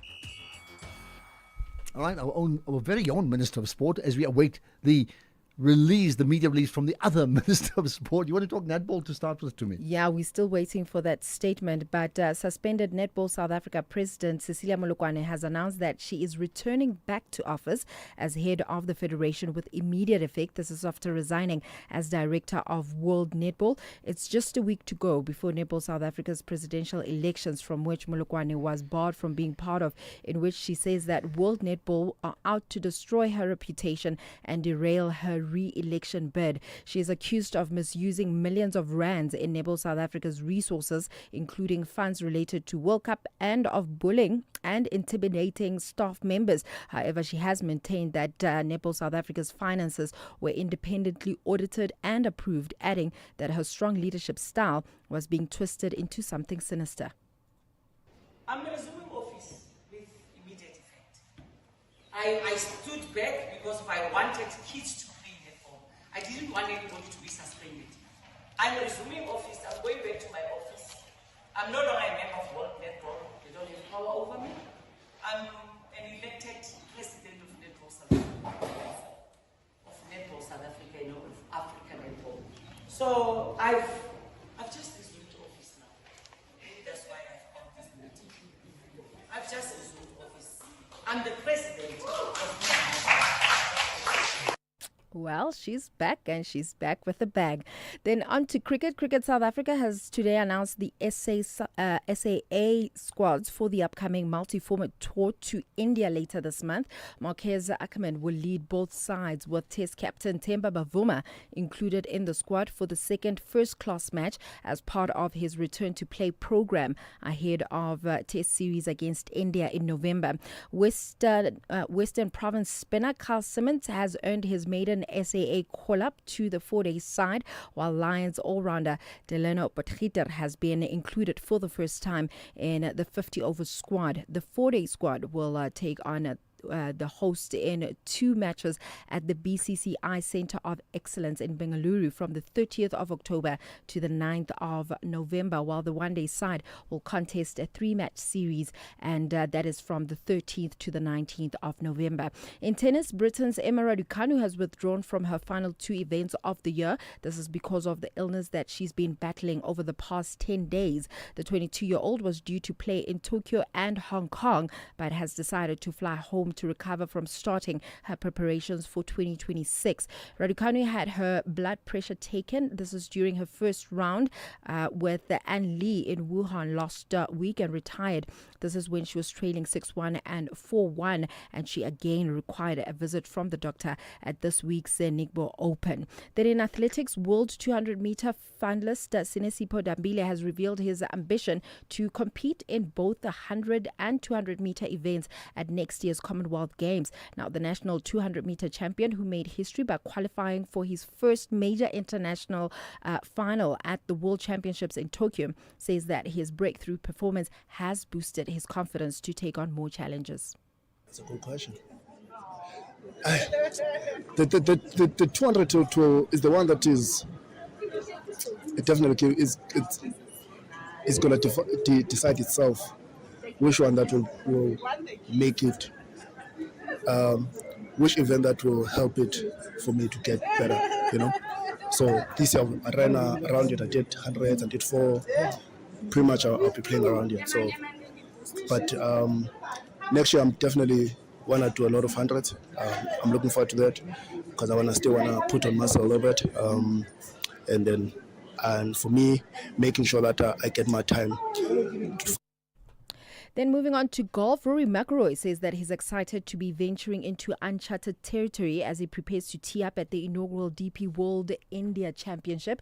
Over the past year or so, McIlroy has made it clear his desire for opportunities to compete in new countries, and he does that just this week as the 5-time major champion headlines a stellar international field at the Delhi Golf Club. On that note, it is a wrap from my side for now. I'll have more in the next hour. I tell you what, there's so many people who are commenting about this Danny Jordan. What's that? The matter is closed. We are going to the World Cup. Yeah. The matter is closed. We are not interested in the matter. I think it's going to blow up. Not so much whether nobody's talking about anybody being fired, but just the fact of an absence of investigation. It's like, a famous person once said, "Finish and clear." And you don't survive long when you speak like that in public spaces. No, but maybe in this case you do. Yeah. Okay. Spar brings you super savings. Get Pampers Active Baby Nappies or Nappy Pants Value Pack for $169.99 plus 400 megs free data on Spar Mobile. Or 4 kg Spar IQF Chicken Mixed Portions for $159.99 plus 400 megs free data on Spar Mobile. Prices valid 8 to 20 October 2025 while stocks last. T's and C's apply. It all starts with FNB Private. Diversify your portfolio to grow your wealth. Gain global exposure through shares or unit trusts on the FNB app. Tap into international investments and tax-efficient offshore trusts to build your legacy. Unlock invaluable with FNB Private. Help changes everything. FNB, a division of First Rand Bank Limited, an authorized FSB and credit provider. FNB International Trustees, FNB IT registration number 3080. Licensed by the Guernsey Financial Services Commission to conduct fiduciary business. T's and C's apply. Economic news on SAFM. Facts and figures you can count on. Well, let's get to those facts and figures with Makwe Masilela from Makwe Fund Managers. Makwe, you got news local and global. Let's start with PSG's results. Yes, their interims, the more favorable financial market conditions impacted positively on their performance, Ashraf. Also a reflection of their competitive advantage when it comes to their advice-led business model. Gross written premiums up 6%, total assets under management up 19%, profits as recurring, headline earnings per share up 21%, with dividends per share up 18%. And yes, Ashraf, stocks underpinned by a wave of strong results from U.S. banking giants and a growing expectation that the Fed could cut interest rates later this month. Investors also wait on the renewed U.S.-China trade tension and a prolonged government shutdown, which limited gains. And we have had the U.S.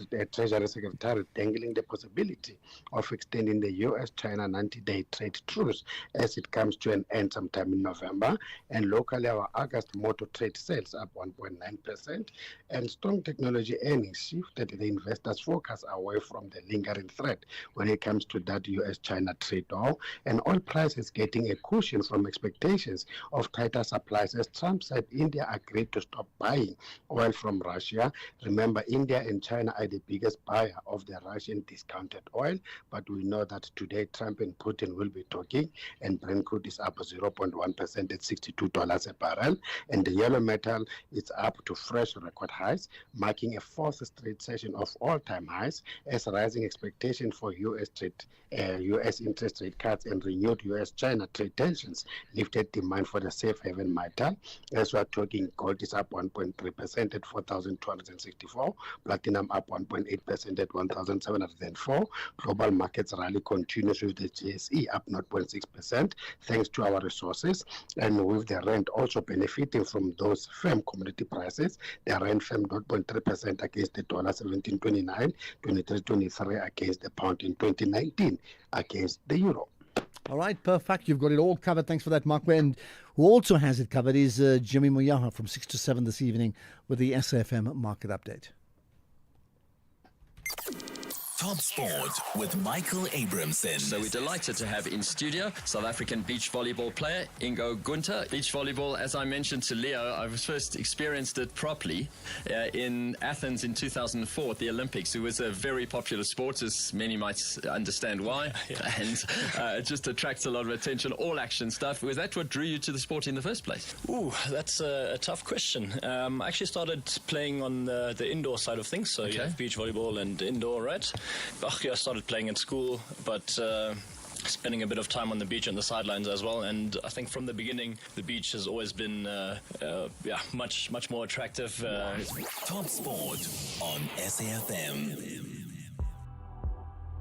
X at SAFM Radio and at Ashraf Garda. All right, I need to hear from you, right? Of course I do. This is an interesting one about SAFA and the ANC. Yeah. Afshad, speaking to Sapwe from Togoza. SAFA and Tuli House, same WhatsApp. I'm not surprised of what your dad said. This is what the ANC and SAFA do, what they did in this country. Same WhatsApp. I'm not surprised. Everything was put under the carpet. That's how they run this country. Thank you. Okay, there you are. You making a connection between the two. Here's another on Danny. Good afternoon, Ashraf. This is Robert from KZN in Mutu. This story of Danny Jordan, I don't know if you people remember, he one stage left football and he went to be a mayor or a councillor there in Gqeberha, and he was apparently involved in corruption there and wrong stuff, and he was let go and he came back to soccer. As we speak, he is facing criminal charges. That guy is not right for football. He's corrupt. You can't expect anything to happen right in that office where he is. Thanks. But I mean, to be fair, if you're facing criminal charges, you're not corrupt. It means you're facing criminal charges, if you get my point. Right, here's another one. Good afternoon, Mr. Ashraf. Mr. Ashraf, is this thing of police officers who are involved in crime is disgusting and is increasing every day. 3 police officers were arrested in Germiston today for supplying drugs to someone who was selling for them. Imagine these people are earning like more than 15,000 a month. There are people who are working as security guard, standing for 12 hours. Not being able to sit down, you must stand up, and then you earn like 6,000 a month, and they don't do these things. This one, they've got benefits. They are police working for government. They've got benefits like medical aids, everything, but yet they are the biggest crooks in uniform. Can they think twice because they're gonna lose their jobs and end up working for ShopRite or all these like man, it's just. Why do you bring ShopRite into the conversation? All right, let's pause on your comments for now. We'll do that again because we're going to cross once again after the short break there, and we get to the Parliamentary Ad Hoc Committee. And as you've been hearing all day, you'll hear the voice of the Police Minister on special leave, Senzo Mchunu. That their safety would almost be in my hands, because if I go and say so and so and so and so, I said 1, 2, 3. It wouldn't augur well on their part. And this influenced me not to go to the National Commissioner as I would have done with other grievances and other complaints, because there was now security. It had nothing to do with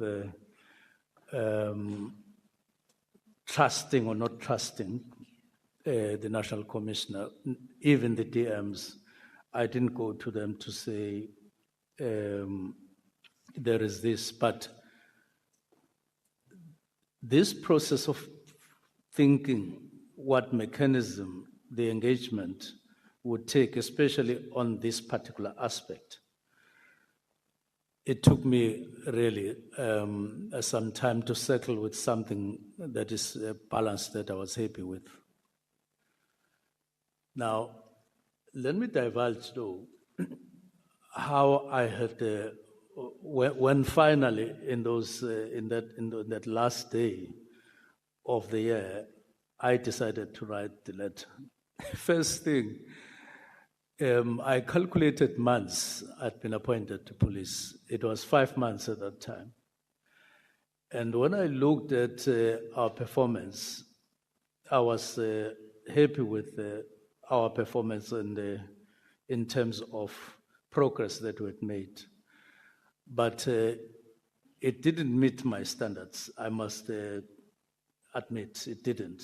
So I thought we would have done more in terms of progress on all the difficulties that we're coming across and make subs work better, especially if calculated from one imperative of this seventh administration, make people feel secure in the country. So I felt that we were lagging behind and there was a gap. So I then said, no, I'm not going to, this was a decision that I had been nursing, but without settling for it, deciding that I'm settling. Now, when we broke after the 28th, we only stopped working on the 28th of December. I had time to sit. I went to my home in where I grew up in the rural area. Some of the rural areas like mine, they are open, really rural, and you think better when you are there. Some of you who come from those areas that are open, I see Honorable Mngangwe smiling. He knows processing. I then got time to think in a concentrated way, 29, 30, because I must be honest, it didn't, even on those days, I had not settled with, no, I must write a directive. But because I put myself under pressure to really come to the conclusion of my thinking process, there was also an intervention that at the beginning of the year when we open, what is it that we will be upfront in terms of dealing with and delivering? And so early in the morning on the 31st, I woke up, I took the pen. In my home where I sleep when I'm there is a roundabout. So I went there to sit on the table and started writing. Now, firstly, when General Mkhwanazi even took pain trying to explain that my letter was written by people who were sitting somewhere in a corner, I was looking at him on TV. I did see that he really was trying very hard to find a corner somewhere in South Africa where these people were sitting, who he didn't name. And he ended up not naming that place. What the truth is, I sat down in that room alone and I wrote what ended up being the directives. Why did I select the three? They came from the work that we had been doing, and in my assessment, they came up tops as uppermost in my mind, also considering the views of people. Now, which are these issues? It is the disbandment of the political task team, merely as part of, not that I have any particular individual in the team that I have a problem with, but it was optimization. I will get resources and so on, more resources to do what we have to do in advancing the work. And my calculation was that it would be a process that at some point we would discuss in a particular way. So I then said, okay, political killings task team, we would need to disband it. 2, it is the border management, because we have, as leadership, whether here in Parliament or in the executive,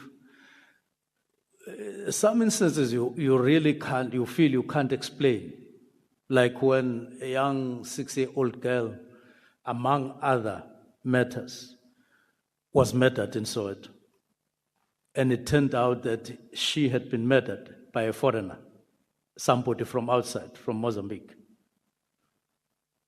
And when we looked at that person and the age of the child and the atrocity, the manner, the cruelty that went into the murdering of that child, I really felt embarrassed. And it was one of the things that I recorded. That maybe if I had taken some steps to reduce the inflow in borders by making sure that we play our role, an efficient role, as subs among other people who are on the border, we could have saved the life of that child. That came to me. Then I then wrote border management. But by then, I had become aware that, in fact, the exit and entrance points in South Africa are porous. Those people who are criticizing us for not taking these matters up the way we should as government over time are correct, and I support them.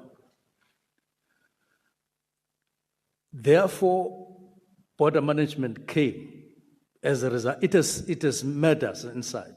I come from KZN, northern part of KZN.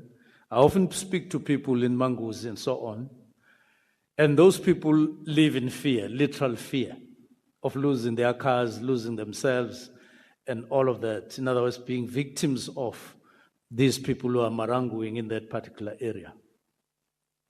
And murders have taken place by these people and so on. And so I identified that as the second thing that I would want to tackle very early at the beginning of the year. And then the third one was freezing posts in crime intelligence. Now, let me then wrap up on the, as I say, on the political killings, Tassim, why I then did it the way I did it.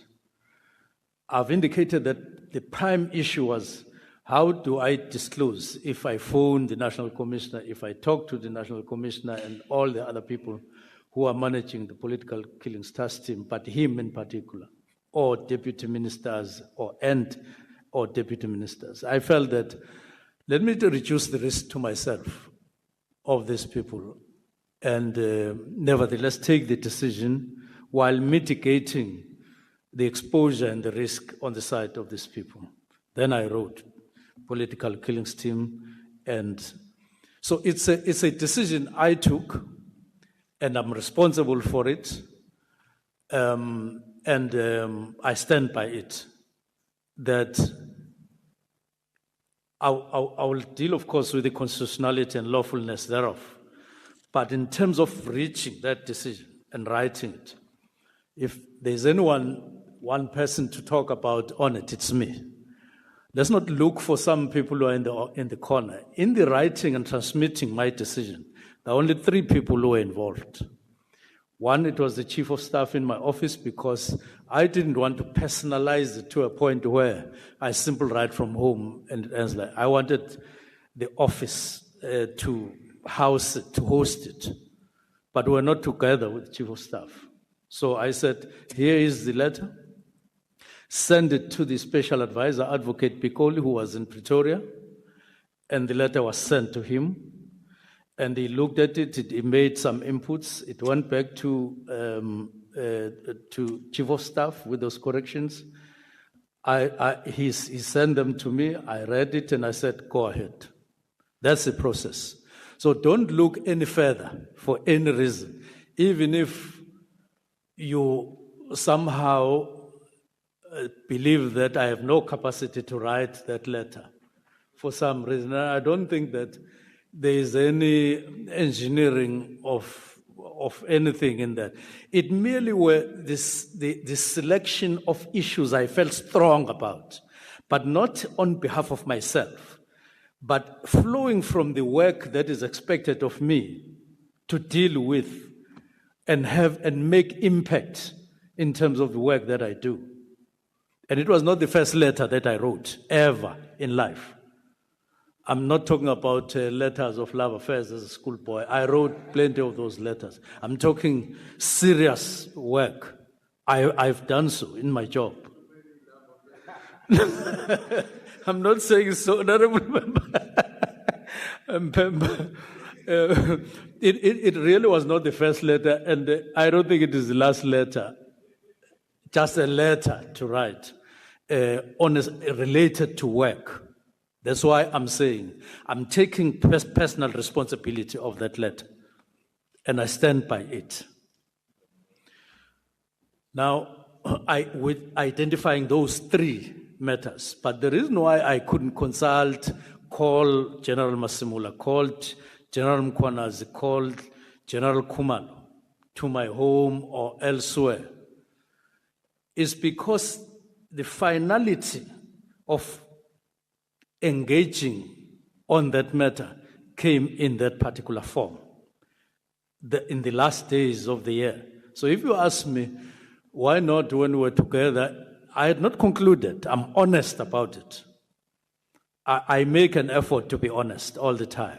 I may not reach highest levels, but I always try to be honest. There was no one, and I would want even the ad hoc committee, if you want, to take the gadget that I used, if they will not have taken it, to go and search whether that doesn't originate from there, and I trust technology. I will hand it over to the ad hoc committee. You will never find it having originated anywhere else. It originated from, and I was sitting alone at home. But there were other people like my wife, they were there, my children were there. I'm not meaning. But when I wrote, it was written by me, it was sent and to two other people. So don't be under any illusion, no matter how serious it is said, no matter who says so. It was written by me, that letter. So the reason why I couldn't consult, it was because of, in the main, the circumstances for that group of people. I've gone on the group of people to engage evidence leader to explain the situation and said, I wouldn't want to talk on behalf of anybody, of any one of them.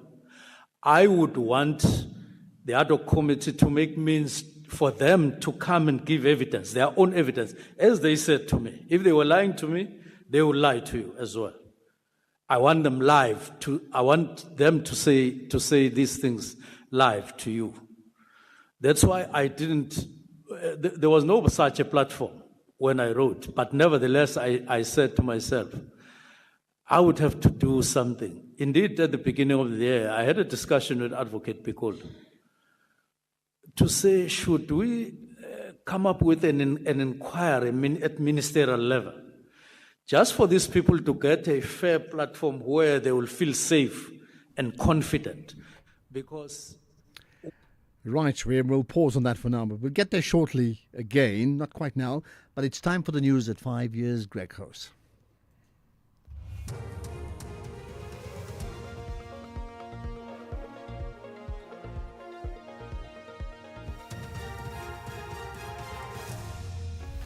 Thank you. Ashraf, Police Minister, speaks on political killings investigations in Mozambique and national sentence for raping young girl. Good day to you. The Police Minister, Senzo Mchunu, says police top brass decided on a new structure last year that incorporated political killings under serious and violent crimes. He's been placed on special leave following allegations of political interference. He's appearing before Parliament's ad hoc committee, which is probing criminal infiltration and corruption in the justice system. He told the committee that the new structure was in line with the priorities of the 7th administration. It said murder and robbery. That is where political killings are put. In terms of the newly adopted structure, what you fund something that is streamlined, but not for one province. And you fund it for all the provinces, but most particularly the 4 provinces that are leading in murder in the country, which is Gauteng, KwaZulu-Natal, Western Cape and Eastern Cape. The minister added that the aim was to spread police resources more evenly, especially in areas ravaged by gang violence. Because every time there's a death in the Cape Flats, you are asked, what are you doing about it? You can't say, I have the political killings task team, which is operating in one corner, and killings are happening also in another corner and other corners. And so what we are trying to address is to be even-handed throughout the country, needs effective and impactful. SABC Human Resources Group Executive Rachel Masuku says the public broadcaster is set to pay a 4.5% wage hike for the 2025-26 financial year to non-unionised employees. This will take effect from the 1st of next month. She says the SABC met with Labour Union BMAU last week to make the 4.5% offer. However, feedback hasn't yet been received from the union after engaging with its members. She says the organisation remains committed to concluding the process with BMAU in good faith and will continue to engage constructively to reach finality in relation to unionised employees. We have extended an offer to organised labour, and our representative union is BMAU. So we extended an offer of 4.5%, and they undertook to engage their members and come back to us with a view from their members. Our negotiations with BMAU are only ring-fenced to the members that belong to BMAU. For all other non-unionized employees or any employee that falls outside that category, we will then implement those increases effective 1 November. The Bloemfontein Regional Court in Mpumalanga sentenced a Mozambican national, Alex Dango, to 25 years in prison for raping an 11-year-old girl. Police spokesperson in Mpumalanga, Tulesile Makakula, says Dango, who was the victim's neighbour, used to rape the victim while she was alone at home. Dango was arrested in 2023 and was identified by the victim at the time of arrest. Dango had been attending court while in custody, as he was considered a flight risk. He was in the country illegally and was additionally charged with contravening the Immigration Act. Kenyan police have fired tear gas and live rounds into the air to disperse tens of thousands of mourners gathered at a stadium in the capital Nairobi to view the body of the late former Prime Minister Raila Odinga. The BBC's Kisa Wandera has more. Just minutes after the body arrived, you could see that security officials were struggling with the crowd control. The stadium seemed to be filled to capacity, even the areas where dignitaries were meant to sit. So the unruliness or sort of unruliness from the crowd forced the police to fire tear gas to try and disperse these crowds. And inevitably, then you could see thousands of people running towards the exits of the stadium to avoid the chaos. There are reporters who are currently on the ground are saying they have witnessed several people injured. The top story, the police minister says police top brass decided on a new structure last year that incorporated political killings under serious and violent crimes. That's SAFM News. I'm Greg Khos. In sports this hour, Sports Minister slams SAFA over Bafana qualification chaos. Mulukwane returns to office and new format in cricket. More details at 5:30. And this traffic report is brought to you by Auto & General Business Insurance. Auto & General, never not there. Auto & General is a licensed non-life insurer and FSP. T's and C's online. SAFM, guiding you through the rush hour traffic. Good afternoon. Starting off in Gauteng, the M1 southbound in Melrose has a crash at Colette Drive. The N12 westbound in Eldorado Park, a crash before Klipspruit Valley Road, and Solomon Mhlangu Drive in Pretoria has a crash between Delphi Avenue and Garsfontein Road. In KZN, on the N2 southbound in Amanzimtoti, a crash on Twinney Hill has been cleared, but traffic is still slow moving.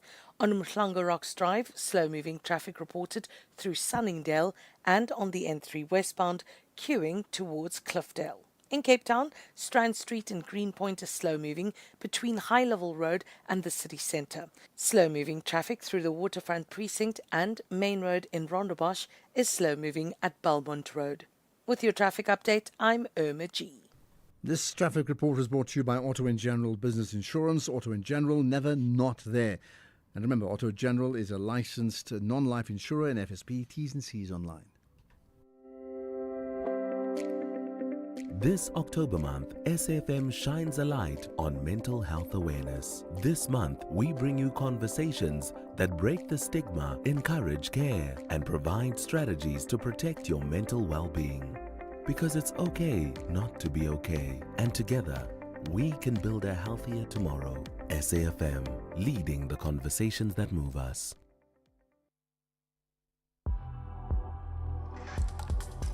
The National Pulse with Ashraf Garda on SAFM. You're listening to the National Pulse, weekdays 3 to 6 p.m.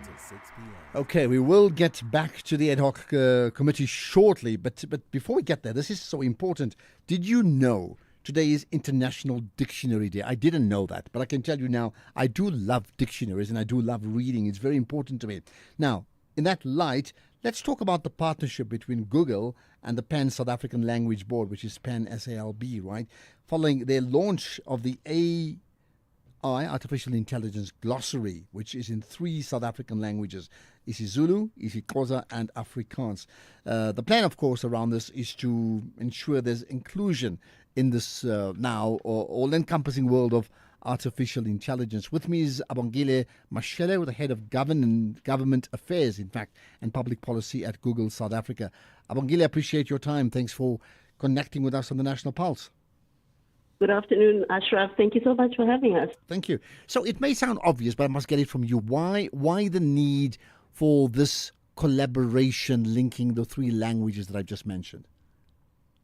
As you have so aptly put it, we can never truly talk about digital transformation in Africa or any other market if we do not have the language, a local language, to articulate the changes that people are seeing every day.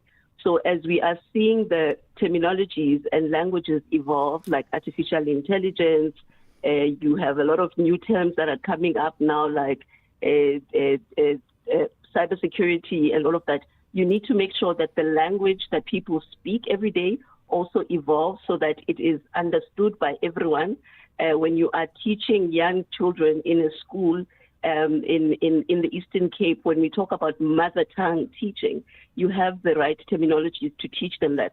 That's part of ensuring that as we transform and as people adapt, the languages also adapt. So as Google, it was very important for us to ensure that we support the transition of the language, the evolution of local languages, to make sure that they are adapting to the changing digital landscape that we are seeing every day. So tell us more about what did you actually do then? It was actually a process that entailed partnership with the PAN South African Language Board, and this is something that we do as Google. We partner with local institutions that are entrenched in communities that are experts in what we do, in what they do. So we partnered with the PAN South African Language Board. The first step that we did was to finalize the glossary of terms, because you understand that these are new terms that are still coming up. Finalizing a common glossary of terms that can be utilized or that will be used for the translation. And for the South African specific languages, then we worked with PANSALB. And PANSALB has a community of linguists that they have across the country that then worked on this glossary, translating some of these terms, and with a quality assurance process to ensure that the terminologies are relevant and they meet the standards that they have as linguists. So it's been a process that's been evolving over the last couple of months, and we're happy that it has culminated in this glossary that is available digitally. Anyone can actually access it, and they can utilize it on a daily basis. And just to add, it's not just the 3 South African languages that we've launched, it's also Kiswahili, which is one of the most spoken languages in East Africa and Africa broadly. So we've launched the glossary in those 4 languages. Okay. And I take it, therefore, in the absence, maybe this is the important part, if the glossary was not launched, if these words from African languages are not included in this, then do I take it that artificial intelligence would not be able to read, comprehend, and therefore respond to any prompt from any one of us in that language? Not necessarily. So what you're talking about is actually broader. That's part of a larger objective that we have to ensure that the many large language models that we have actually speak the languages that we speak. That is part of a project that we are looking at that talks at digitizing the existing languages to make sure that they are available on the internet. That's still a gap that we need to close, to look at how do we ensure that the already existing terminologies that are there, like saying father in isiXhosa, there is a database or a GPI that is available that can be used to teach AI models to speak. So that is something not completely different, but it's a component of this project.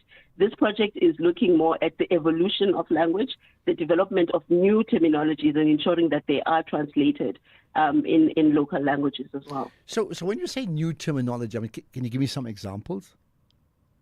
Artificial intelligence, Ashraf, it's one of those terminologies. Hallucinations, for instance, when you're talking about digital hallucinations. So terminologies like that, cybersecurity, even though it is an old term that we've had in English and we may take it for granted that there is a Xhosa equivalent, it didn't necessarily mean that it does exist. So it was about ensuring that those terms are actually translated and they are available in the local languages as well. Okay, and those are technical terms, like you're talking about cybersecurity, which is very different to sort of colloquial day-to-day terms, right? Which are important when you are teaching young people, and when you're also teaching people on how to keep themselves safe online. You need to have the terminology that you can use to articulate and share, even with the elderly. As you are seeing, a lot of elderly people are being victims of cyber scams. You need the terminology so that you can educate them on how they should also keep themselves safe online.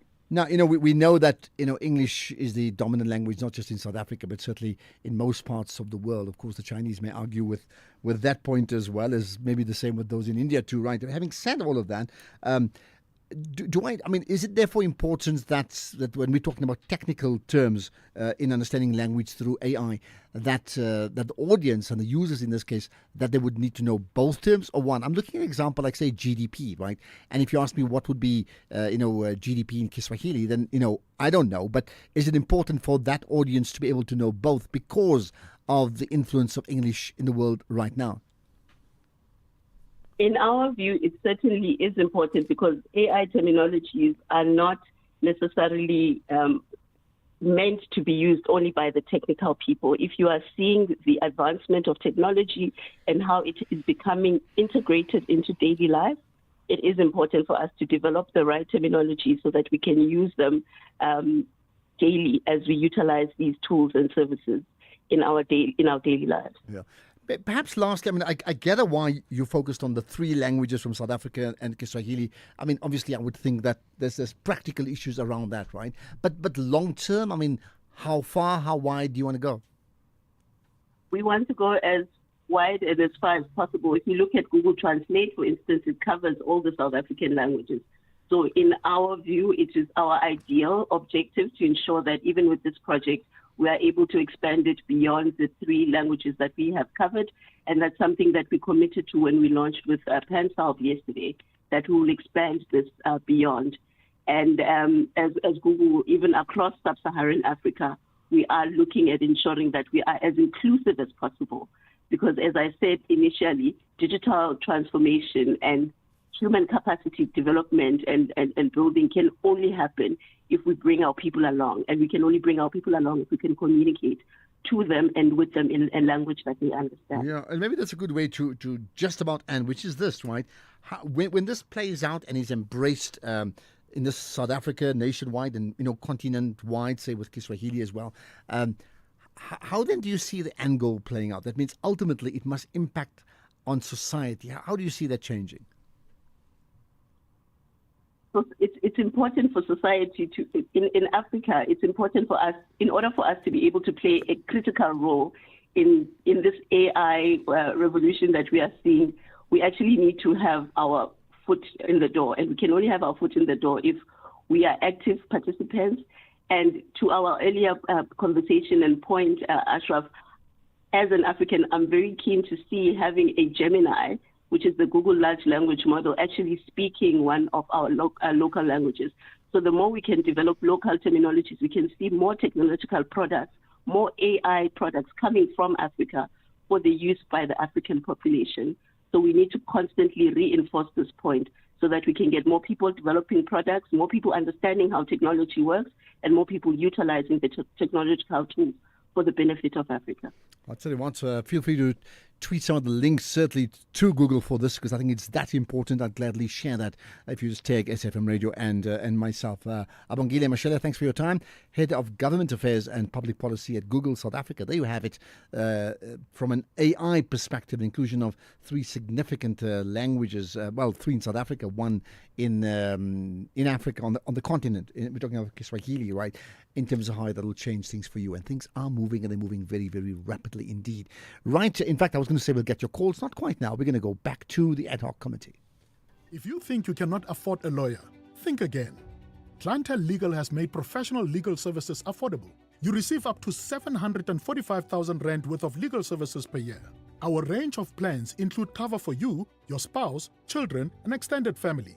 Plans include cover for civil, criminal, and labor-related matters. Whether it's protection orders, gender-based violence, uncontested divorce, or poor service, your Clientele Legal lawyer will be there to assist you. Our services are convenient. Simply pick up the phone and call your lawyer, or send us an email and we'll get back to you. All plans include a bail benefit of up to 5,000 Rand, and we'll go to the police station and pay it for you. Plus, Clientele Legal offers you 24-hour telephonic legal advice. SMS SAFM to 32195. That's SAFM to 32195. Clientele General is an authorized FSP and licensed non-life insurer. T's and C's online. Standard rates apply. At Auto & General, we understand your business is built on more than just vehicles. It's your stock, tools and equipment, and the premises where you work. Auto & General Business Insurance is designed for businesses like yours, protecting your assets against fire, theft, storms, and other unexpected events. To protect your livelihood, visit autogen.co.za and get an obligation-free business insurance quote. Auto & General, never not there. Auto & General is a licensed non-life insurer and FSP. T's and C's online. Tani Esther, or should I say the Tupperware Tani? How's business going? Business is booming. I've been operating out of the boot of my car for 10 years, but shame, it couldn't keep up with my growing empire. Okay, so you sold it to We Buy Cars? Yes, quick. Sold my old one, bought a bigger one. I even sold some of my Tupperware to the friendly guy who picked up my car. Stick to what you know best, eh, Tani? Excuse me? Never mind. We Buy Cars. Geared for your business, geared for you. X at SFM Radio and at Ashraf Garda. Okay, let's, Malema speaking, let's get back to listening to the responses from Minister Senzo Mchunu at the Parliamentary Ad Hoc Committee. A minister who wants to share as much as he can with us. And we're going to have an opportunity to ask questions and direct him to where he wants to go. But to stop him as if he has done something wrong, especially after he pleaded with you before when he thought we were breaking, that he's got issues, he has been sitting with them, and this is an opportunity for him to ventilate those issues. So I think we're all in order here. If people are sleeping, it's not our problem. Honorable members, let me do this. I'm noting your hands. May I allow the minister to finish presenting the reasons that he said he wanted? These are the reasons behind the decisions that he has taken. So if you have any question for clarity, you can raise a hand and be clarified on whatever he's saying. But he requested, even before we took comfort break, that I want to be given time to conclude. And I remember it was me who even asked him, how much time do you need? And when we came back from break, I checked with the senior counsel, and the signal that I got from him was that let's allow the minister to make a presentation. Honorable Nomvalo and Honorable Ngola, Chief Whip. No, Chair. No, I can see your hands are. We're actually not going to enter. Are persistent. We will not go. So I can't ignore you. Yes, we're not going to enter the realm of labeling people and accusing them of sleeping and so on. Let's focus. What we are raising here, yes, I'm focusing there, Chair. What we are raising here, Chair, is that we're not stopping the minister. We want to follow him. Yeah. But we're not only following him. We are following questions and answers that are given to questions. The minister has addressed various aspects. Now, we want to be reminded, and it's our right as members of this committee. No one has dominance and monopoly of speaking here. We're going to speak as members of this committee, whether people like it or not. Now, what we want guidance on is a question to which the minister is responding, because he has given different dimensions. And we have even forgotten the question that was asked from him, because we're also following, Chair. We want to also make a determination of whether the minister is responding correctly to questions or not. So let's not be bullied here, please. Honorable Ngola. Yeah, thank you very much, Chair. Chair, you'll recall that when we came back from the break, the issue at hand that was placed before the minister by the evidence leaders was the issue relating to the power dynamics, power relations, between who has more power between the National Commissioner and the Minister for a dissolution.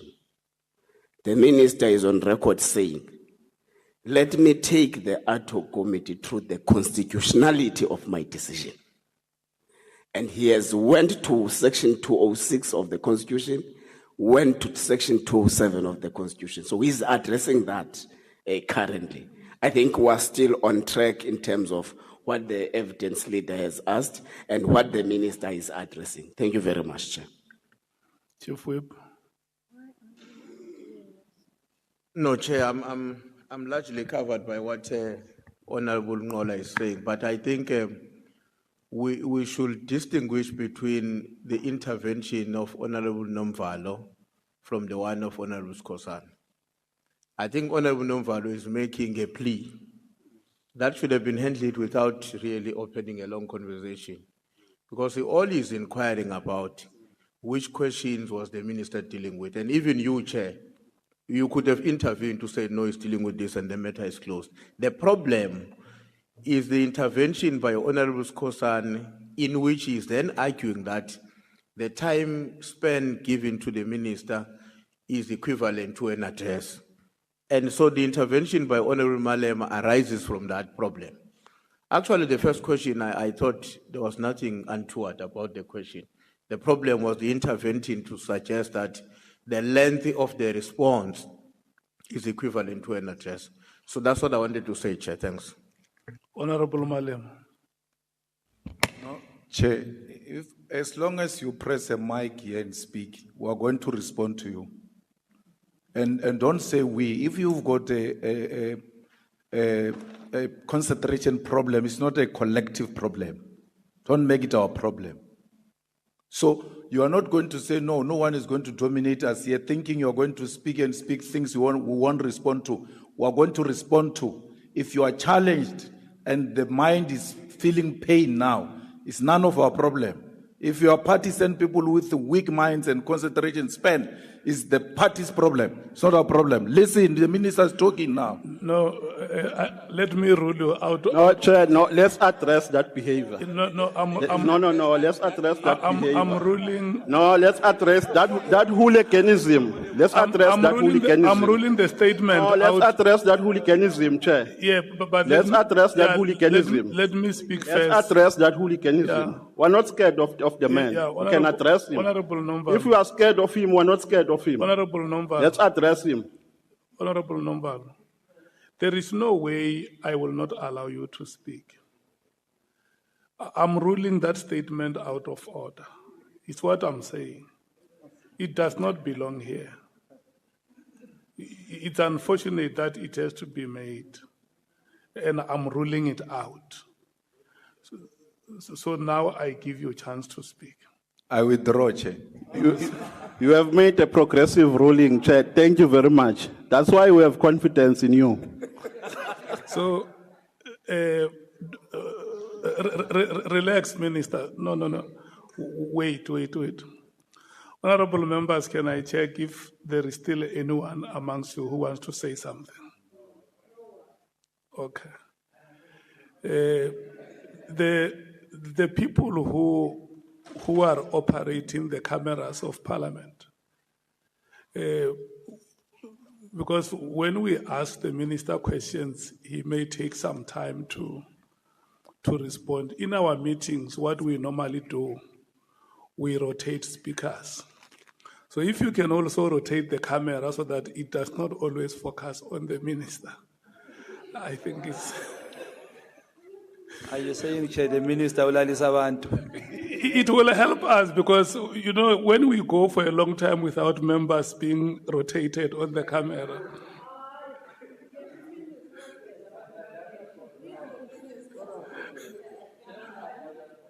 I'm just saying that the camera must also have a fair coverage of the members so that they don't become impatient. And Minister, we are back from the ad break. No, Chair, I think I thought the intervention made by Honorable Mtumseni, politely so, with a high level of maturity, is going to assist us. The intention was to get which question is the minister responding to for the purposes of our records, nothing else. If you can remind, you can do it by yourself, Chair. No, that point is covered. Everybody agrees with it. And then which question, if you can remind us a question to which what he is responding.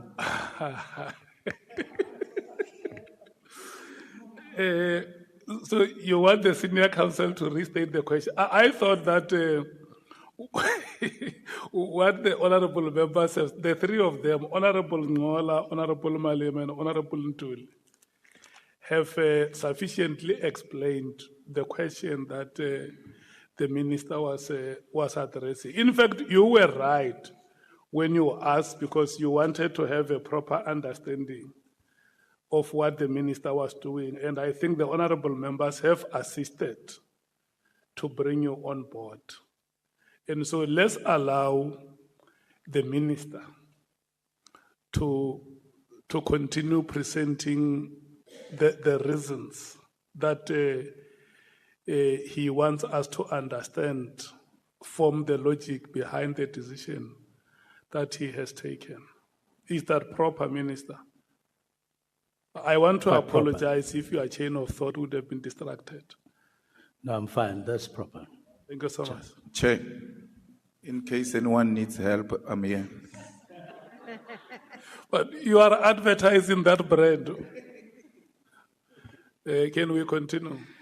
Thank you very much, Chair. It's my belief and my submission. That was like scenes of Parliament from the Parliamentary Ad Hoc Committee, don't you think? Right, we'll be back there hopefully just now, and I'll try and squeeze in some of your calls too. But let's get the news headlines now. It's 5:30. In the headlines, the police ministers told Parliament that the phasing out of the political killings task team was approved before his term started. The SABC Human Resources Group executive says a restructure at the public broadcaster's sales division may lead to possible retrenchments. And the Israeli Prime Minister says he remains determined to ensure that all the dead Israeli hostages in Gaza are returned to their families. A full update at the top of the hour. SAFM, guiding you through the rush hour traffic. Good afternoon. Starting off in Gauteng, the M1 southbound in Johannesburg, slow moving towards Crown Interchange. The N1 northbound in Midrand, slow moving towards Samrand Road. And Steve Biko Road northbound in Pretoria has a crash reported near De Beer Street. In KZN, the N3 eastbound, slow moving towards Ashburton. The M7 eastbound has a truck crash reported at the N2 highway, and Umgeni Road is where a stationary truck is reported on the on-ramp to the N2 south. In Cape Town, Strandfontein Road southbound slow moving towards Spine Road, the N2 outbound queuing towards Muway, and on Bakengracht Street outbound, heavy traffic reported towards the elevated freeway. With your traffic update, I'm Irma G. This is SAFM Sports with Tuming Kapele. Okay, I'm just wondering, Tumi, how you battle to decide what's the top story in a time where there's just so much happening on the field, off the field, politics, boardroom, yellow cards, World Cup. What's number one? Well, Minister of Sports, Arts and Culture, Gayton McKenzie, has reiterated that his department will hold the South African Football Association accountable for the blunder that nearly cost Bafana Bafana the World Cup spot. FIFA had docked South Africa 3 points for fielding an ineligible player, Tebogo Mokoena, against Lesotho in March, and despite that setback, Bafana still secured qualification. Now, speaking after Bafana's qualification, SAFA President Danny Jordan said that they had moved on and were looking ahead instead. Well, we are going to the World Cup, so the matter is closed. We are not interested in the matter. We are going to the World Cup. We've qualified, and that's where we go. We are not going to dwell on what is behind us is behind us. What is in front of us is the World Cup, is the African Cup of Nations. We've spoken. The coach must have told you that we are focusing on now the next point, the African Cup of Nations in Morocco, and then the World Cup. Well, McKenzie does not agree. He tweeted saying that what have we learned from this is that we can't leave this matter unattended. We are a country with rules, and brand South Africa got hurt tremendously by this blunder. No matter is closed. It's opening now. He did say that an official statement will be sent out before the end of the day, and we're still waiting on that statement. In rugby, the Hollywood Bets Sharks have boosted the number of returning Springboks for their match against Ulster on Saturday in the United Rugby Championship. Returning to the side are the likes of Oxen Che, Eben Elizabeth and Sia Kolisi, who will bolster the pack alongside Bongi Mbonambi and Vincent Koch, who came off the bench last week. Amongst the backs, Grant Williams and Andre Esterhazen are back in the mix, with Siamasuku also set to get his first start of the season.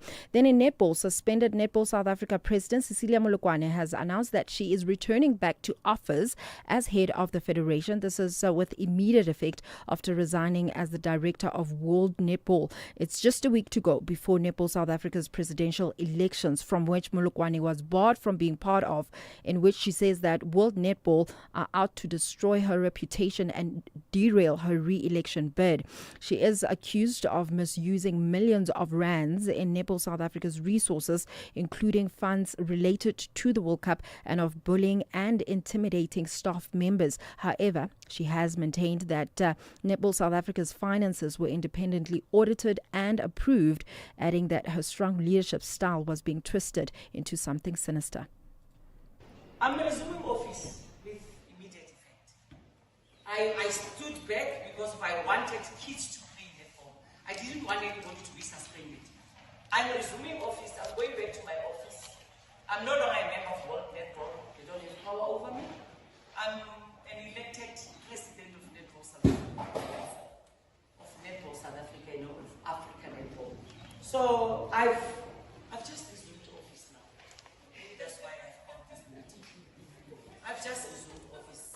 I'm the president of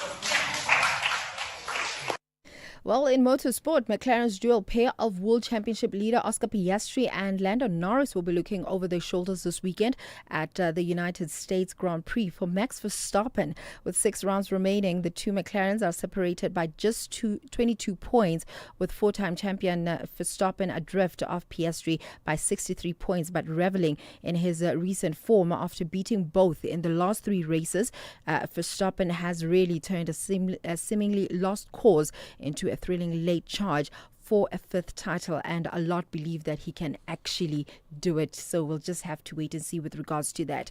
But before I go, Ashraf, cricket now has a 4th format in addition to Test, ODI and T20s. I heard your headlines and I must find out what's it about. Yeah. This new format is called Test 20 and it's an 80-over competition. So the main target is for 13 to 19-year-olds so that they get more into the sport, and it will feature 2 innings of 20 overs per side with matches decided by a win, loss, tie or a draw, which is similar to a test but played over a single day. It'll be a winner. Interesting, right? That's it. It's starting. It will be a winner. Well, the first 2 editions of the new championship will be held in India, with the first edition set to start as early as January next year. And the likes of A.B. de Villiers, Clive Lloyd, Matthew Hayden, amongst others, are part of the advisory board. I think for me, it's starting in India, and obviously India is literally the love of cricket, right? So they're expecting it to be great. And then from there on, it's going to go across 50 other countries. Test 20. Well, look, I mean, T20, I didn't like it before. I felt there were too many sixes in T20. It became a bit of a farce. Yeah. You know, it's like if you score a hat-trick in football once in a season, that's great. But if you score a hat-trick every match, then, like, what's the fun? So I don't like that part of T20 cricket. There's too many sixes. It's a bit of a... But it's nice. But I accept the fact that we must accept the reality of the world right now. And the reality, that's what the world wants. I do enjoy Test cricket. Yeah. I like that ebb and flow. So this is, you know, a mixture of a both. 2-inning, 20-over game. I think it's going to get people hooked. A mixture of And good for T20 that. and Test. The truth is, cricket, like football or rugby or anything else we do, like even you and I talking, we have to find a way to get people engaged and connected to us every single moment, like we're doing right now. True, Yeah. absolutely. With that said, ke nna Tumeng Kgapele, Modimo ke yo. Economic news on SAFM. Facts and figures you can count on. Right, Jimmy Muyaha, it's your Thursday before the Friday. What's top of the agenda? Good afternoon, Ashraf. Good afternoon to the listeners. We have an interesting announcement that came out of Growth Point Properties. It didn't come by way of a SENS announcement, so it might not be as popular news just yet, but they have signed a significant partnership to co-develop the Cape Winelands Airport precinct.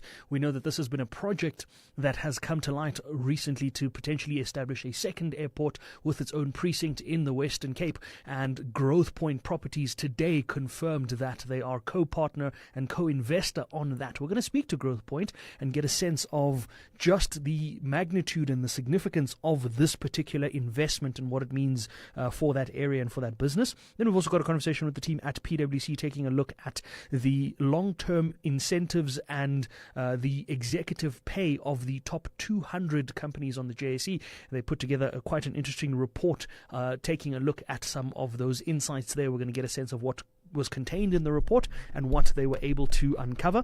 We're also going to chat to the team at Proudly South African around the most recent showcase of South African artists at Paris Fashion Week. We're going to get a sense of how that went and what drove that campaign in general. And then we're going to wrap the show up with a small business. We speak to small businesses when we can on a Thursday, and we showcase those businesses to our audience and to the SAFM community. We're going to be speaking to a business called Baker's Creations. Quite an interesting business. Many might have seen it in some of our retail outlets, but we're going to get a sense of how that business was built, how it came out of the province of KZN, and where it's headed. Before we get to all of those conversations, a sense of the markets throughout the day.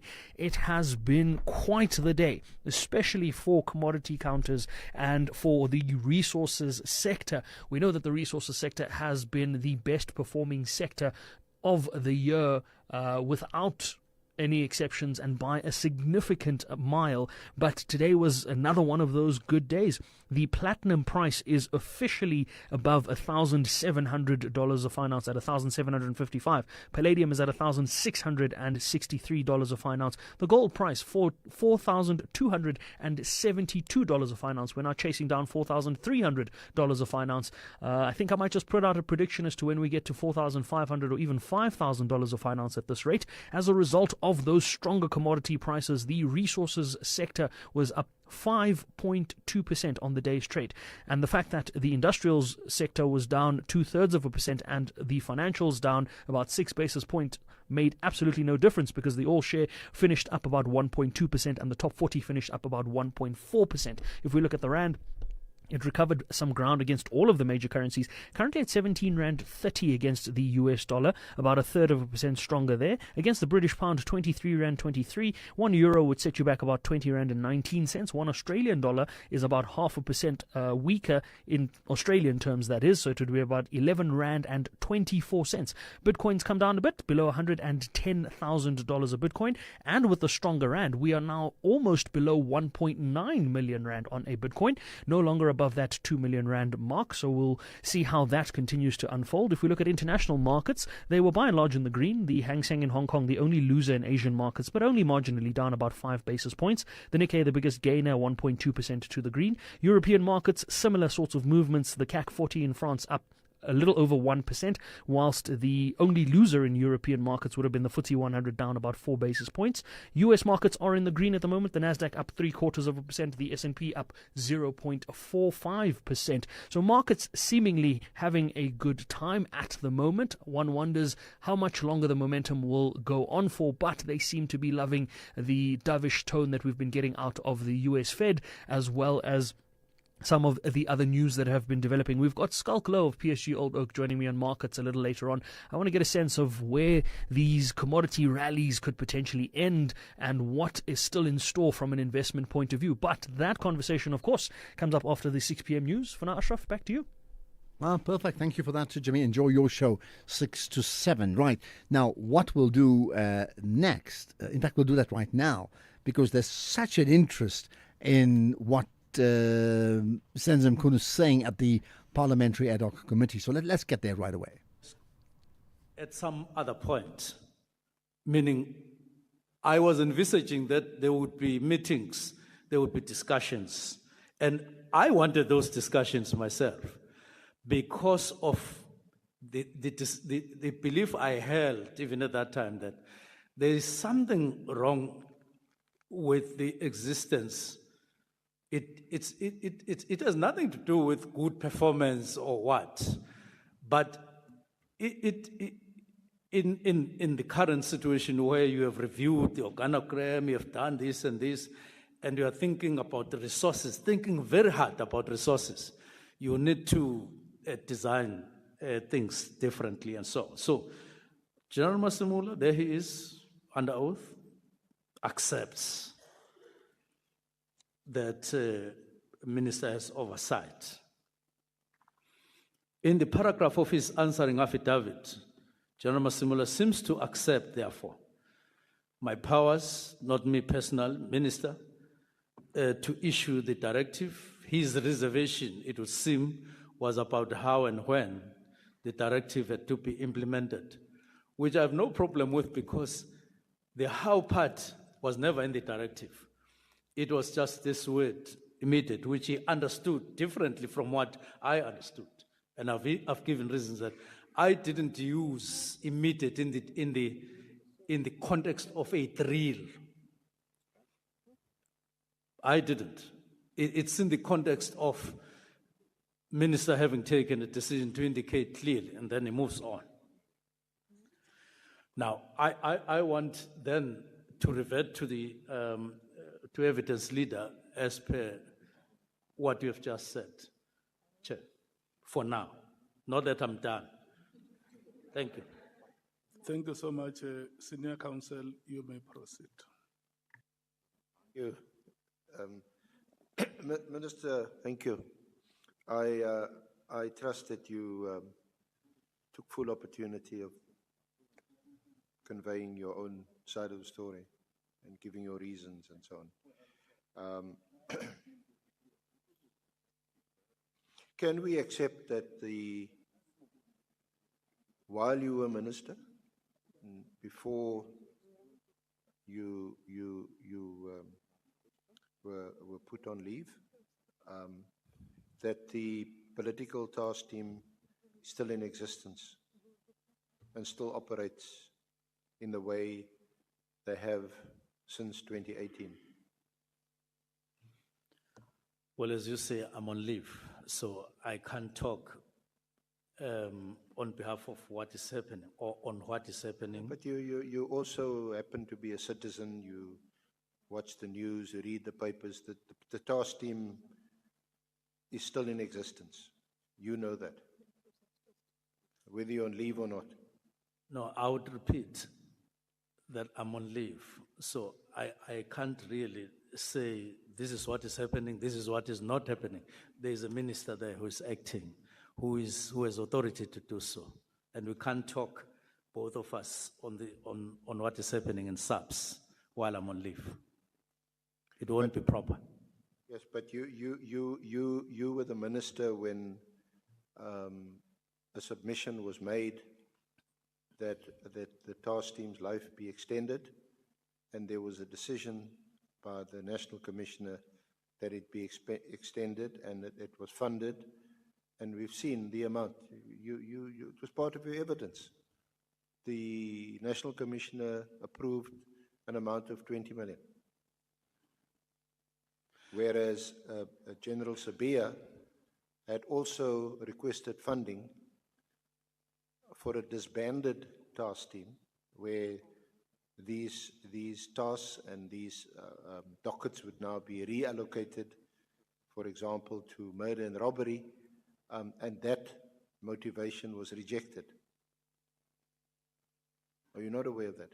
No, I'm aware of that information, but the question was, are you aware that they are operating? And I'm saying I can't commit on that. But what evidence leader is saying, it's here. I'm aware of it. Well, I thought it was a pretty straightforward question. It's not a trick question. Whether you know that the task team is still in operation. And I'm saying to the evidence leader, that question should be directed to the acting minister for authority and precision. Okay, and what if I tell you it is still in operation? Pardon? What if I tell you it is still in operation? I will take note. But it won't be said by me. It will be said by evidence leader. Okay, what is your reaction to them still being in operation? You just take note. You're not disappointed or anything? No, this happened in the context of work, not in the context of my personal enjoyment or personal. Let me just divert a bit and talk about border management. I happened to meet a colleague, and I said, "Hey," at the airport, and I say, "Hey, how far are you on border management issues after the agreement was reached in Cape Town on the matter?" He said, "No, we have not moved." And then I kept quiet. I couldn't speak on behalf of the Minister of Police. But what had happened? We had resolved a problem that had been in existence for a long time, since 2018. In terms of defining the roles of PMA on one hand, of SAPS on the other, such that those roles get operationalized. That is where we were when I went on. But what is happening today, I can't say.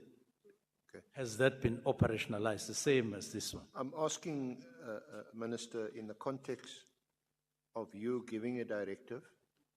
The directive is at EB4 on page 49 and 50. Yes. Of Exhibit Bundle 3. In that context, I'm asking you where you have said this task team must be disestablished immediately. This is on the 31st of December 2024. And the task team has not been disestablished. And so what's your Not question? only not immediately, it hasn't been disestablished. So and what's you want your- to tell me you're not aware of that? And so what's your question? My question was whether you're aware that the task, or rather put another way, I told you, do you know that the task team is still in existence? Or put another way, it hasn't been disestablished.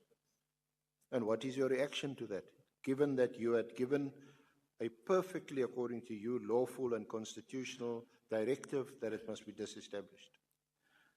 No, I'll go back to my answer and I'll insist on it because evidence leader, you ask a question and I respond, but when you say I must choose between yes or no, it would be difficult for me because that's my terrain now to respond.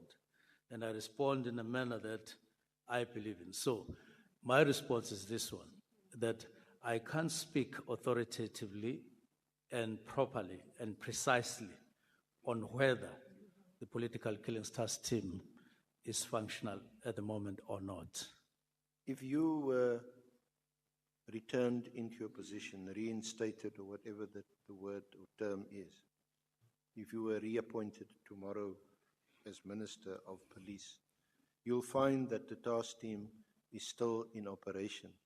You'll find Mkwenazi is still leading the team. You'll find Kumalo is still the project leader of the team. What are you going to do about it? The reason why we're here is exactly to deal with that. I don't know how you are going to decide on it. The reason there is a commission is precisely to deal with those questions. I don't have the outcome, and therefore I want rather to wait until the ad hoc committee has done their work and made their determination in terms of recommendations, as I understand, in terms of the terms of reference to the National Assembly on the subject. Similarly, I would wait until the Madlanga Commission completes its work and wait for the outcome. Now, whether the national political killings task team will be there or not, I don't want to worry myself about that at this particular stage. For now, I want to worry about responding to your questions. Yes, I'm also worried that I'm not getting a response to my question. Are you waiting for this honorable ad hoc committee and Parliament to make a decision? Yeah, I'm saying to the best of my ability, I haven't put myself beyond these processes in whatever manner, and I want to refrain from that. Let's look at your. Does it or would it concern you that Brown Mokgotsi, whom I think you said you do know him. Brown Did I Mokgotsi. say? Brown Mokgotsi. What did I say? I said, you must correct me that you do know him, or you know of him, Brown Mokgotsi. You're nodding yes? Yes, I know him. Yes, you know. Yes, I know him. Now, my question is, would it bother you that you issued your directive, it appears at 5:20 on the 31st of December 2024, is that right? Yes. Thank you. Because that we picked up from, I think, the affidavit of Masimola. So, would it concern or bother you that at 10:38, Mokgotsi sends a WhatsApp to Kat Matlala indicating, and I quote from the WhatsApp, the task team that came to your house and arrested you has been dissolved / disbanded, exclamation mark. 10:30 on the same day. On the same day. On January 1st, Mokgotsi informed Matlala. On January the 1st? Yeah. Okay. That he would be meeting with you and Lieutenant General Sabia. He says in a text message, "Good day, I've arranged a meeting for Sabia and the minister. Must have a solution." There are two questions there. The first one is, would it concern me that Mokgotsi seems Yeah, to shortly have, after you yes, issued. it would concern me. It would. it would concern me because I wouldn't know how that happened. But not only when my letter found its way into his hands on the date and time, it would have concerned me if my letter found its way into any other person's hand. I would similarly worry how it happened, and therefore the answer is straight. It would worry me. I would be very much concerned. Now, about this meeting, which is my second response, that he would arrange a meeting. It is him, apparently, who talks about that, not me. I never, and I want to repeat, I never spoke to Brown Mkhotsi in this period, particularly about the disbandment.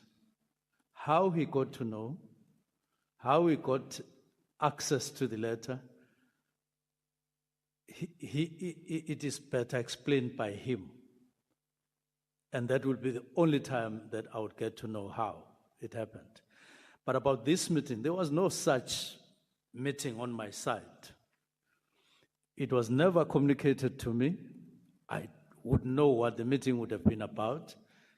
I never spoke to Sbia about this meeting, that there was a meeting that was imminent between me and him, that I had sent somebody, and nobody ever raised the issue of a meeting between me and Sbia after the letter of directives.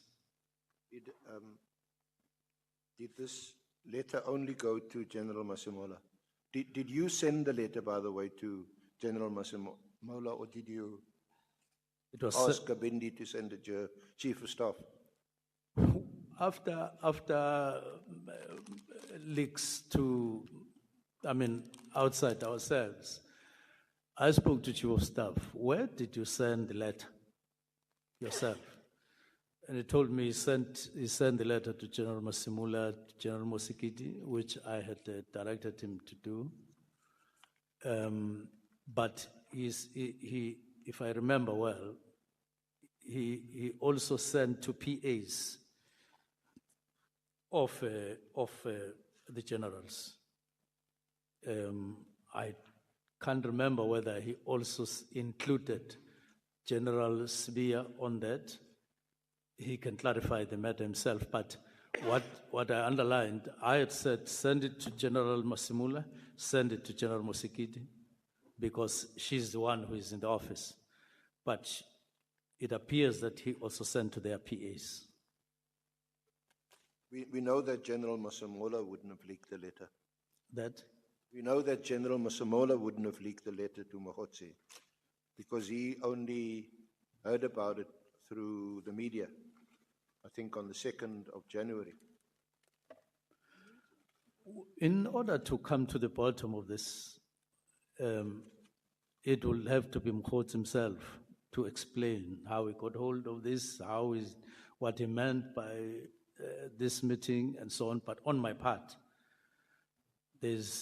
I wasn't expecting that he would get hold of my letter unless it had gone maybe to social media or leaked to social media, as it seems to have been the case. But it is him who must explain how he got hold.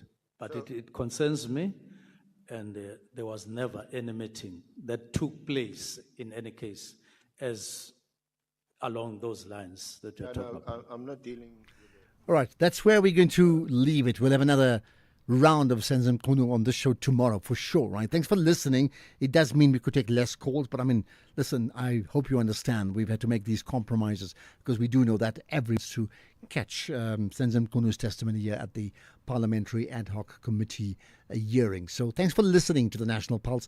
Do tweet if you're up for that, hashtag the National Pulse. Love to engage with you anytime, 24/7. You know that. Right now it's 6 o'clock. Here's the news with Greg.